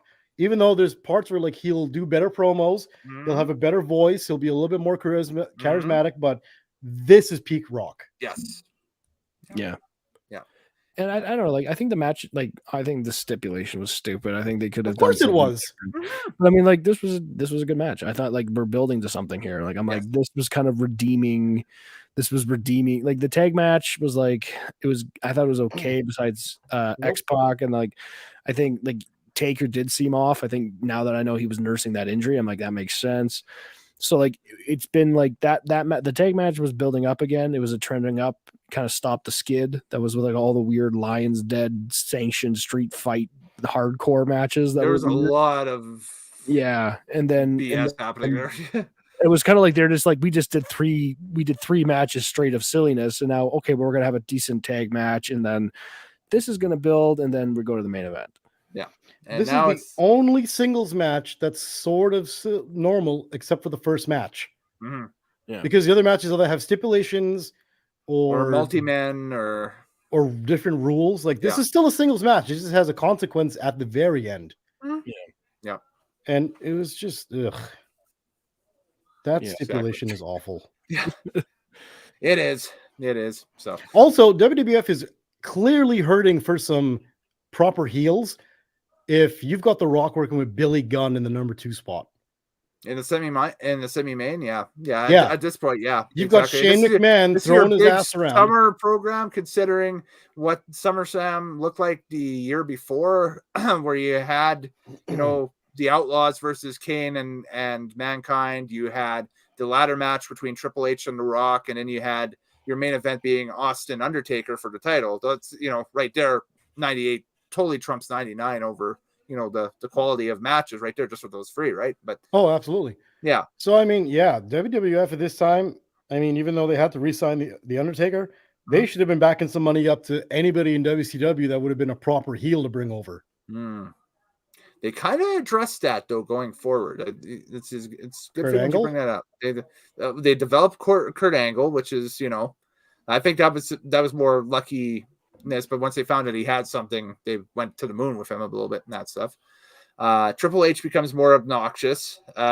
He's still the number 1 heel, but he kind of sucks anyways. Yeah. And then I'm just thinking who else they all bring in 2000 to, well, they develop, but Rikishi really wasn't that strong of a heel though towards the end of the year. He just was kind of more like, I did it for The Rock. All he ever did was shake his ass and Too Cool and then put people's faces in his ass for some reason. And then, you know, I did it for The Rock. I did it. For the people. For the people. Yeah. I did it. Oh, shut your mouth, you thong-wearing fatty. Sorry. I guess I don't know if they would have been big enough at the time to bring over from WCW, but I'm pretty sure at that time, wasn't this at the time where the Steiners were already kind of getting pissed off and like we're thinking of leaving? Or even but both Steiners end up in the upper card, you know, to the very bitter end of WCW. That's the thing, is that they're making main event money in WCW right to the very end of it. So they're not going to, and it's still on those guaranteed dates and stuff like that. Right. And whatever, you even know, though they were workload. Yeah. Even though they were dissatisfied, they were kind of like, you know, like I'm still getting the bucks. So, okay, that makes sense. Yeah, for sure. But main event time. The special guest ref, Jesse the Body Ventura, Jesse the Governor Ventura, and it is the triple threat for the WWF Championship. Triple H versus Stone Cold versus Mankind, and TL, you hit on it earlier. We saw that awesome video package of everything together, and man, at one point, it made the fans kind of feel like, okay, this is going to be Stone Cold versus China. What the hell, right? And then, you know, and eventually it morphed into this, the triple threat. What did Linda McMahon call this? The triple threat something compromise. That's it. The triple threat compromise. Yeah. Triple threat compromise. That's what it was. WWF was obsessed with false finishes at this time, so they couldn't just have a clean number 1 contender. They're like, no, you get a triple threat. Is their plan all along? It's time for a multi-man. It's the summer. We gotta get multi-man matches here. And then, boy, do they ever just multi-man the hell out of everything. I still like how in that picture, 2 of the 4 people look like they do not belong associated in this match whatsoever. Like Mankind and Jesse do not. It's like, this is Triple H versus Stone Cold, and Mankind's like, oh, I wonder if I could fight too. and Jesse's just kind of like, I think because you're in my home state of Minnesota, I must kind of step in here and absolutely ruin this match for part of it. I think one of the biggest problems if I have anything with this main event is the fact that Ventura is the referee. Oh, really? Okay. I thought you'd love it because. Well, I do love the fact that I just love the Ventura hijinks. The one thing I do love the fact that he caught Triple H cheating. Yes, it's not even cheating because it's like there's no DQ, right? So he can hit them with the chair. Yeah. He warned him. Ventura doesn't like him hitting him with the chair. He's like, I'm not counting the pinfall. You can't tell me to count you to 3. I'm not accepting that because you used a chair. And he told him he would do that. Yeah. He said if you use that chair, Triple H, I'm not counting the pinfall. You're going to play by my rules. But I mean, that was he says it earlier in the pay-per-view. Yeah. And he meant I completely forgot about it because when I'm watching the match and I'm just like, why the fuck is he not count? Like I was like, because technically it's a no DQ. I was like, I'm on Triple H's side here. I'm like, hey No. man, this is a no DQ for the title. Like, if you're gonna fucking get a little nefarious to win, like so be it. Count the pin. Like, who the hell are you to be like, no, my ring, I get to He decide. told him that, and that's actually something that I clearly remember from the beginning is that Triple H gives a awful comeback because when He does, yes. yeah, because Ventura's like reaming him out. He's telling him, if you're going to use that chair, you're going to use China to help you win this match. I'm not going to count that pinfall. And Triple H says, I'll break whatever I want. I'll break you if I have to, and you're going to count the pin, whatever.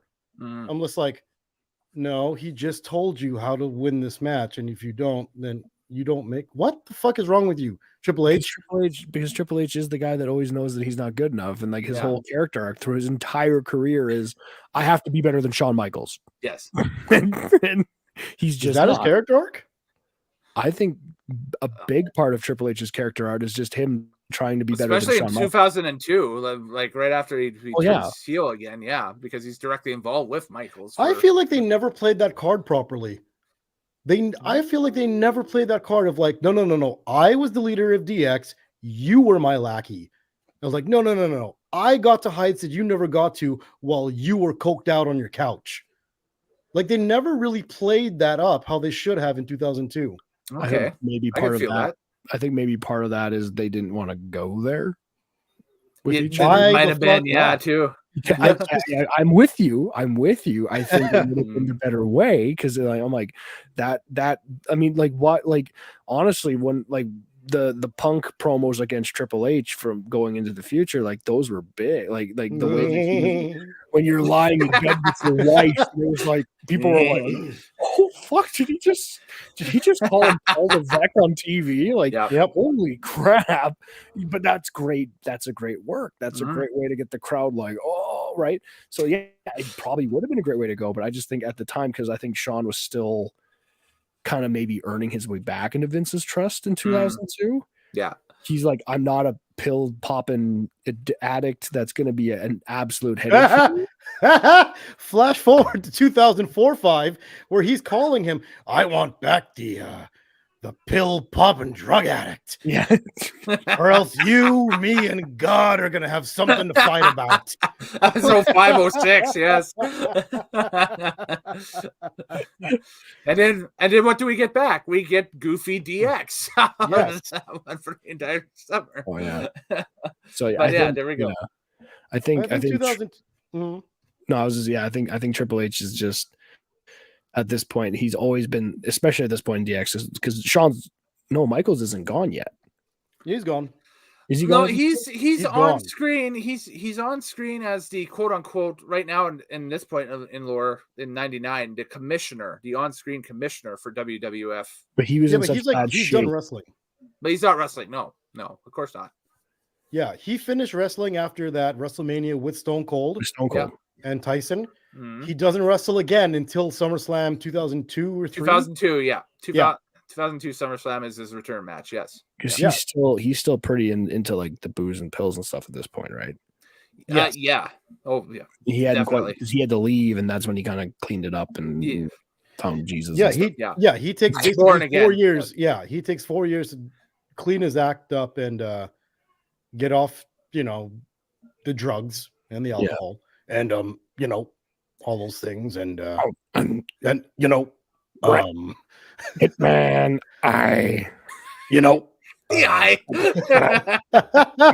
I mean, I didn't want to be Sean Hickenbottom, the guy that everybody hated. I wanted to be, that wasn't exactly what I was dreaming as a boy, He handles it. It's really weird listening to him talk, how he handles everything with, every 5 seconds. You're right, though. I mean, he does it, and Taker does it. They hit the way too much. It's a Texas fig. They're both from Texas. It's got to like be. I always said, Mike Tyson and Wayne Gretzky, they always handle everything with, "Hey, listen." Exactly. I'm gonna knock him the fuck out. It's just weird because Tyson is from nowhere near where Gretzky's from. So. Oh, but they are. They're from the mountaintop of the 80s. Oh, so you think that's because of the in vogueness of the 80s? Okay, I got you. Could be. Why some people still say dude or radical and that stuff. Gnarly, Never You're a stopped Ninja living. Turtle. 1994. Gotcha. Did we get to this match? I'll do the finish of this thing quickly. Pedigree by Triple H on Austin, but Mankind dispatches Triple H and nails a double arm DVT on Austin to net the 1-2 free count. And the runtime for this thing was 16:23. I thought it was an okay to good match. The storytelling with Austin's knee was pretty good. And it's just like you had mentioned, Craig, the interaction between Triple H and Ventura was hilarious, especially when they've tossed China out of the building. That was pretty funny. And I thought that I actually thought Ventura did a decent job as the guest referee here, even not counting the pinfall, and just considering his role and what he was trying to portray on that stuff, and that this was the good hero governor Jesse Ventura, not so much the heel body. Jesse Ventura. I wasn't thinking of it from the political context. I was just thinking about this. I was just like, I'm just thinking just more of the like watching this thing. I'm thinking more like, as this is rolling out, what would they have said if the governor of Minnesota, the acting governor of Minnesota, acted heelish in a wrestling match? That's true. In 1999, we have political figures now that do it all the time in real life. So whatever, right? No, but it's almost as if you get elected, you have to be a heel of some kind. Exactly.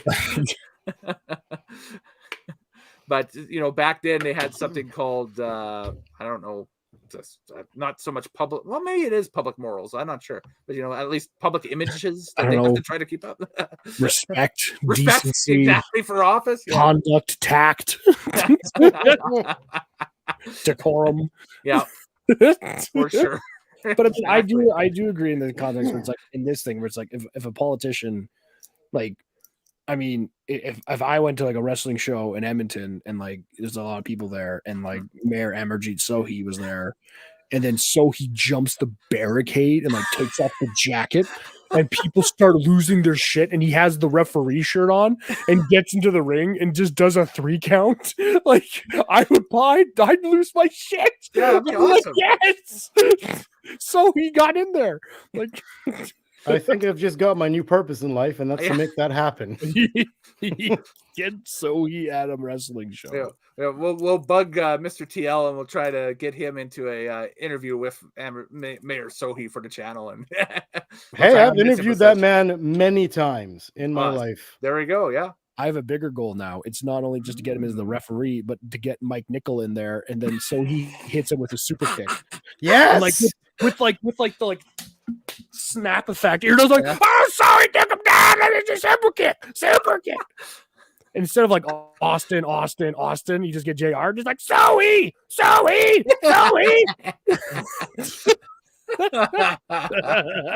And then I get the pin. Oh. Hot tag. I like this. I like where this is going. This is good. Somehow we got into wrestling here. I mean, me and Craig. We'll draw 200 people to Rogers Place at the most. That's it. I think we can get it. Myself and 199 of my closest friends. I could draw about 300 in my local high school. Yeah, that's another topic for another day, and that stuff is like, man, I think all three us getting into wrestling, is this happening? Yeah, maybe. Yeah. Let's do it. We could do that on a podcast, sure, definitely. So yeah, but all right, so post-match, Mankind walks out with Ventura, and then Triple H wears out another chair on Austin, and leaves in the ring with a huff, or in a huff, because he came so close but yet didn't get to the title.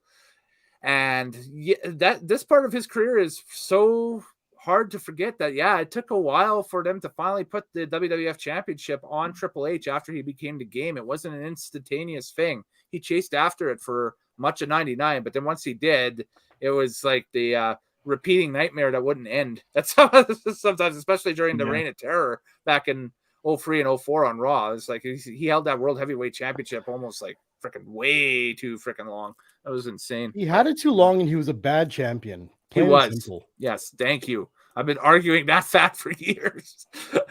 And He was people are like, awful well, no, champion. he's good. No, he was terrible. What the hell are you talking He was a about? terrible champion and very undeservedly champion. So, By the all way, right. we know I was talking about peak Rock in this one. This is peak Stone Cold. He is Yes. so over. The crowd goes absolutely ballistic when he comes out with that theme song, holding his own belt. The Smoking Skull The belt. Smoking I was like, Skull belt. Yes. this is peak Austin. And also, I think it's the first time where he wears 2 knee braces instead of just 1. Yes, because he's coming back from a knee tweak or something like that, I think. And now So- doesn't Stone Cold, he goes away for a while. Yes, he does. Yes. Very soon after this, he gets hit by the car, Yeah. which was driven by Rikishi, which is orchestrated by Triple H. Triple H. Yes. Right. But Which everyone Rikishi, seems to forget about. but Rikishi claimed that he did it for the Rock. Yes, but really he did it for the paycheck because Triple He H was paid paid him to do off. it. Yes. And they always forget that part of the storyline because Yep. it's Triple H. Right. Okay. Yeah. Yeah. It was WWF and WCW kind of had a similar storyline going at about the same time, where Austin gets out for a little bit, and so it was like, okay, who ran over Austin? Whereas WCW had the whole thing with the white Hummer, who was driving the white Hummer that ran over Hulk Hogan. That put Never him heard out. of it. Never heard of it. You never heard of the white Hummer? Never heard of the White Hummer. It's my turn to pick the next pay-per-view, guys. So Oh God, please don't pick WCW. No, I got a few. I got a few that are in mind, and there's a couple that aren't even pay-per-views at all that I'm thinking that I might unleash on you guys to see. So Like the Raw where Kane takes off his mask and he That was terrible. not even that new. So That was terrible. Go back a few years with that, but we got to finish this one first, and then I can let it simmer in my mind and that stuff. So I'm going to give my rating out of 10 for this one. I'm going to give this show. I've seen mixed results on the internet from different people, but they're all in about the same wheelhouse as me. Some people are claiming a 6.5 for this thing. Some people are claiming a 7.5 for this thing. Some people are claiming a 7. So I'm going to go 7.25 out of 10 for this pay-per-view, just because. I think there's a lot of run-of-the-mill stuff, but most of the matches aren't overtly long, with the exception of the stuff that's really bad. Is it feels like you're getting your teeth yanked out at times, like that hardcore title match and that stuff, whatever. But the tag team turmoil match I thought was going to be worse than it was, and I watched it and I was like, oh man, they're actually moving this along quite quickly. Okay, that's good. The Jericho Road Dogg Phil thing makes it lose. It's terrible. That knocks it out of the 8s for me. So at least it's a 7. But this main event is good. I like the match. I like the title match. I like how it flows and that stuff. Just laughing at the absurdity of the comedy of the Billy Gunn Rock match is. Kind of like, oh my God, what the hell are they doing? Like, it's just so bad. To me, it's so bad. It's not so bad it's good, but it's so bad, but it reflects on the booking at the time and that stuff and everything. The tag matches for the tag titles is fairly decent because it's like, oh my God, look at X-PAC just take bumps from these giants. It's insane. And yeah, like that, I was earmarking a number, and I'm like, yeah, 7.25 out of 10 is fair enough, I think. So we'll go next to Craig. Craig, what are you going to give this thing out of 10? I'm going to give it 6.5 out of 10. Okay. I think that the first match was kind of like, it wasn't all right. And then, I liked the tag team turmoil match in the sense that it was bringing some people up, and then it kind of floundered a bit. With the way that they just the Hollies, it just kind of sucked. And then they had like the 3 matches in a row that were actually 3 out of the 4 next matches were like, what are they doing? Like the Al Snow Bossman match, Shamrock and Blackman, and then Test and McMahon. I was like, I don't know. I liked Ivory and Tori. I think that Tori's limited, but I mean, I think Ivory put on a good display, and I think it was a decent. It was quick too. So yeah, it was quick. It was a good women's match, and then the tag match was pretty good. I like seeing Kane, Taker, Rumble, especially in this era. X-PAC was kind of a detriment, I guess. But I mean, Rock and Gun match was good. The stipulation was kind of dumb, and the main event was good. I felt it was kind of a clunky ending. Like, I guess it ends up good with like Stone Cold kind of storming away, and it does set up to like the Triple H reign because he wins it the next night on Raw. So I don't know. I thought it was like this was good, but there was like with the good, there was just some flat. It's like it's not a completely flat pop that's been in the fridge too long. It's like there's still that fizz, and you're taking a couple sips, and you're like, okay, there's some good fizz, and then you're like, this is actually kind of flat now. So like, I don't know, 6.5 out of 10. Yeah. And TL? I had an epiphany watching this pay-per-view, going back into my childhood when all this stuff was happening, and wrestling was the biggest thing next to The Simpsons and maybe South Park at that time. A big takeaway was when we were kids, couldn't wait for Raw. Everything was about Raw. Yes. You wanted to see Raw. That was must-see television. My homework went to shit. My education's gone down the toilet. It didn't matter because Monday night was Raw. And that's what we live for. And just the fact that like this pay-per-view happens and the very next night it's Raw time and Triple H already ends up with the belt by the end of it. SummerSlam is completely negated anyways. Right? So is that what happens to that Raw that falls? Because I was trying to remember what the hell happens right after that. I'm going off of what Fraser said because he said that the next night on Raw. Just it says, after Triple H attacked Stone Cold, the chair shots, Austin took time off to rehab from the injury, but vowed to get revenge on Triple H. Then they did the car angle. Next night on Raw's War, Triple H bragged about crippling Austin, challenged Mankind for the belt. Shane McMahon was guest referee. Okay. Defeated Mankind after a pedigree. Yeah. Okay. And there you go. So after one night, everything from SummerSlam is negated. It's negated, now, when I was a kid, I never got to see the pay-per-views because one, I didn't have the box. And two, my friend that had the box was not into wrestling. So we had to like coax him into taping it for us. But the thing was, when he brought it to us on Monday, the tape, we had to watch it before Raw. And sometimes that wasn't even everything was tape delayed for you during that week. And we know how busy it was back in the day for trying to consume wrestling, especially up here. Yeah, exactly. So, I mean, you tried to watch the pay-per-view as fast as you could before the Raw came on. That's if you got a chance to, because you still had homework or street hockey or, kid shit. Yeah. And by the time you got to Raw, you didn't need the pay-per-view anymore. And so now that I go back and I get to watch these pay-per-views, I'm like, wow, the product was geared towards Raw. They didn't really care what happened on the pay-per-view. They wanted to, that's why they were winning in the ratings at that point. I think least of all SummerSlam. Like, I mean, if you were gonna think of like the big four events that WWE has, this is the crown jewel of WWE. Yeah, like Royal Rumble, WrestleMania, and then SummerSlam and Survivor Series. Those are the big four. But SummerSlam has always kind of seemed to be like the lesser of the four. Maybe I'm wrong. No, Survivor Series. Survivor Series. Because Survivor Series to me has that all-star game feel. It's like everybody. Yeah. Okay. And it doesn't really seem to have any implications going into Royal Rumble. Not really, no. It was kind of it's based on a match type, and then over the years they've kind of faded off the match type because it doesn't do much for anybody. Yeah. There's no stip besides like who's the better brand. Or they just tag War Games in there, something like that. Yeah. War Games.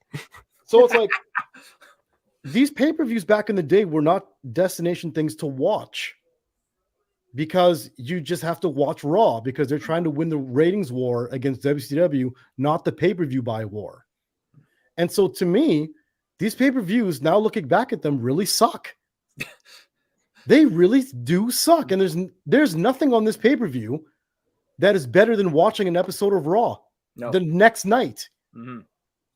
So this has actually been an amazing experience going back and watching these and getting these old memories flowing again and stuff. And overall, this pay-per-view in actuality for me is a 2.0. Okay. It's a 2. There is nothing on SummerSlam 99 that you couldn't get on a good episode of Raw. You would get better promos. You might get better matches. You definitely get hotter crowds, and you have storylines that actually move a little bit somewhere. I wouldn't have known Jesse Ventura had anything to do with wrestling, including this pay-per-view, if I didn't go back and watch this, because he doesn't appear on Raw before or after. He they bring him out like weeks before in a guest commentary spot. And then they say, "Oh, you're going to be at SummerSlam, and yeah, my involvement at SummerSlam will be announced in the coming weeks." And then that's when they say, oh, "Okay, he's going to be the guest referee." Yeah, but it wasn't even a big deal though. Well, No. and to kind of like piggyback on Ty's point, like I think that at least for me, one of the things that maybe made a pay-per-view stick out a bit more is like we are just kind of watching the pay-per-view tapes. Yeah. But what I remember was like leading up to that pay-per-view. Like I remember watching with my siblings or my friends Monday Night Raw, or it alternated between Friday or Thursday SmackDown, right? And like I remember watching those, and it was like watching Raw and getting so mad at Triple H, and like I want him to get his ass kicked at, and just like the show going off the air with like the guy that you like getting attacked, and you're just like, fuck no, God. And then like the pops of like when like if a Foley shows up and he goes like, "You think you're gonna get away next Sunday? Well, I'm there because I'm the special guest enforcer." Yeah. And that crowd, like getting those moments. Yeah. And you're just like, oh, that's gonna be so good. And like For sure. You have that, and they build to the. I think that's the whole thing, is like it's a build to that pay-per-view. Yeah. If you just get the pay-per-view, like maybe the Rock match, the Kiss My Ass match would have mattered a bit more had we watched the 4 Raws that led to it from King of the Ring. Because didn't Billy Gunn like kind of like screw the Rock out of King of the Ring? Am I wrong on that? I thought there was something, because the Rock was he in the final that year? I can't remember who was in the final of the King of the Ring. Hang on, I can't remember if whatever. No, here's King of the Ring. Okay, I'm looking right now. No, X-PAC was in the final. It was X-PAC and Billy Gunn in the final. There's no Rock whatsoever. The Rock was in a singles match for the WWF Championship at the '99 King of the Ring against The Undertaker, who was still the champion at that time. Ooh. So, yeah. Okay. But I can't remember why, but like the Rock started going after Billy Gunn after this.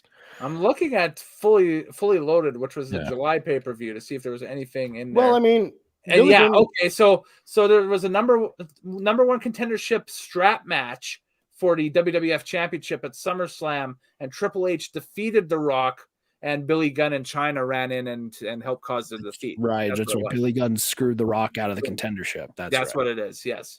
So. Yeah. Billy Gunn always screws over The Rock. Remember the biggest pop of all time when Mankind finally beat The Rock for the title? Yeah. Who's the one that jumped in the ring?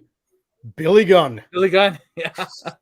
Little bastard. Because him and DX had always been at the throats of Nation and The Rock and all them. And for some reason, Billy Gunn and The Rock were always at it. Yep. Because Billy Gunn was that little piece of shit henchman that would go after The Rock because Triple H couldn't take him on by himself. But again, Billy Gunn, little, like also like 6'4" and like jacked. He's a monster, and he's than Triple H. Like, it is interesting to see these guys back then, to like compare them now, and some of them are still wrestling and still going. Yeah, and you look at them like, wow, Jericho, you need to stop. Like, this needs to end. Jericho needs to stop. There's speculation now. Jeff Jarrett, you need to stop. Yeah, but Jeff Jarrett hasn't changed since 2004. Jeff Jarrett needs to JEFF the fuck off and retire. Well, yeah, and even just recently here, like, as we record this past Friday night, we may have seen the last in-ring match of Edge. I'm not sure if that's the case or not, but it that was solid ring gear. Yeah, it was solid ring gear. Of course, you want that ring gear. Yeah, I'll buy those trunks on an auction. Like, sign them and send them my way. Sign them and get like Matthews to sign them. They're going up behind me on the wall here. Yo, you know what I always wondered? Why did they never ever make merchandise for kids like the tights as pajamas? Why was that never a thing? Why not? I don't know. You know, as a kid, that would have been sweet if you had those edged pants as pajama pants.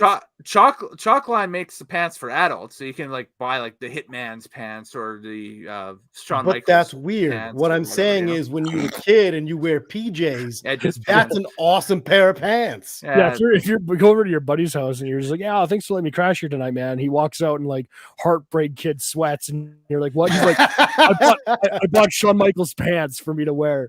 I'd be like, do you go in your room and not come out for the rest of the night? No kidding. I'll take the moment now to tell the Undertaker to rest in peace as we go down to the bottom, and we've got one more cursed image on the night.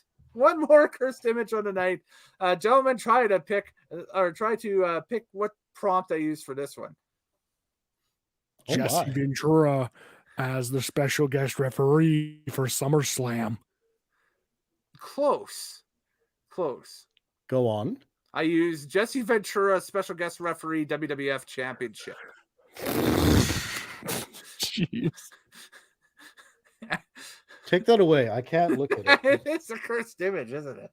As we've proven tonight, AI sucks a lot of work to go here. AI sucks dick. It does. That's my take. So, AI, we got 2 words for you.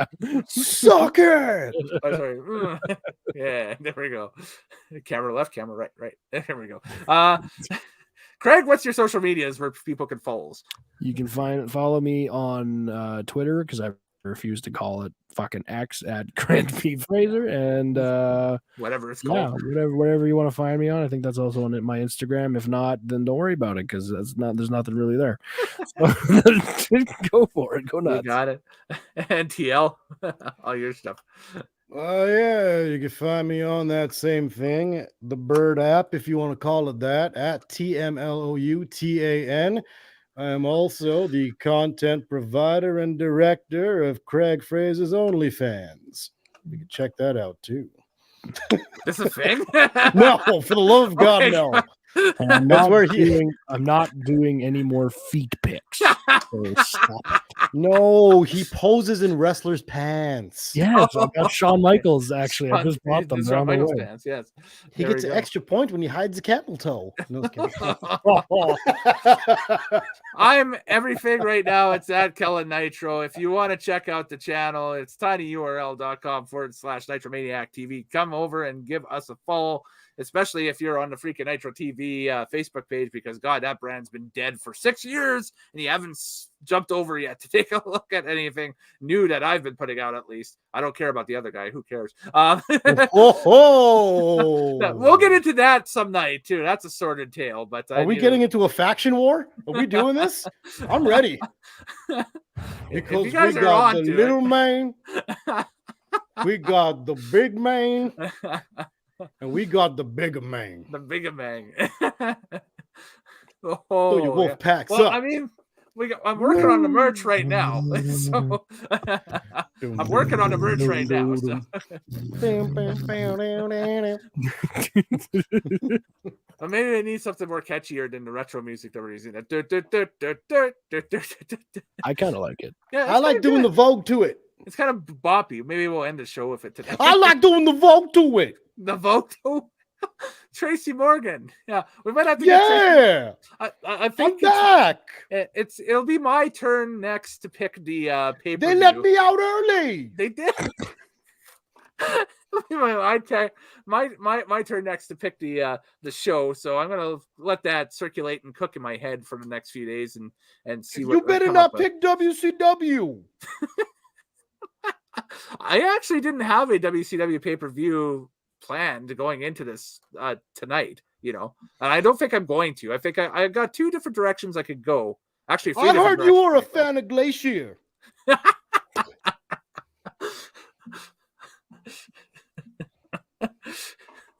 Yeah, he was a big fan of Glacier. You didn't know that? You know that. He had a big entrance. It used to snow like Frozen. I could use my skull mask to be like, who was that character that Canyon played? Chris Canyon? Yeah, Mortis. Mortis. Yeah, I'll Mortis. just show us Mortis. Yeah, rigor mortis. It was just Mortis. He got a No, stiff. that was his all name. day. It was rigor mortis. He go down for the 3 count, but his rigor mortis was still up. Yeah, you didn't know that? Camel toe. Well, It there was you a big go. thing in the 90s. All I want to do is karate and get women pregnant. Oh. That's what I do on Saturdays. I do karate and get women pregnant in that order. Should I remove him? I don't know. Banned from the channel. Later. There we go. He's gone. He gone. He gone. That's it. And there goes the camera. It's dipping down, and he's closing the lid on this on the thing. Like I can bring it back right now. See, there it is. It's closed. That's right. All right. Well, I'll wish you guys adieu. Yeah, we'll see you later. Talk to you. I know you can still hear me out there. Stella! Stella!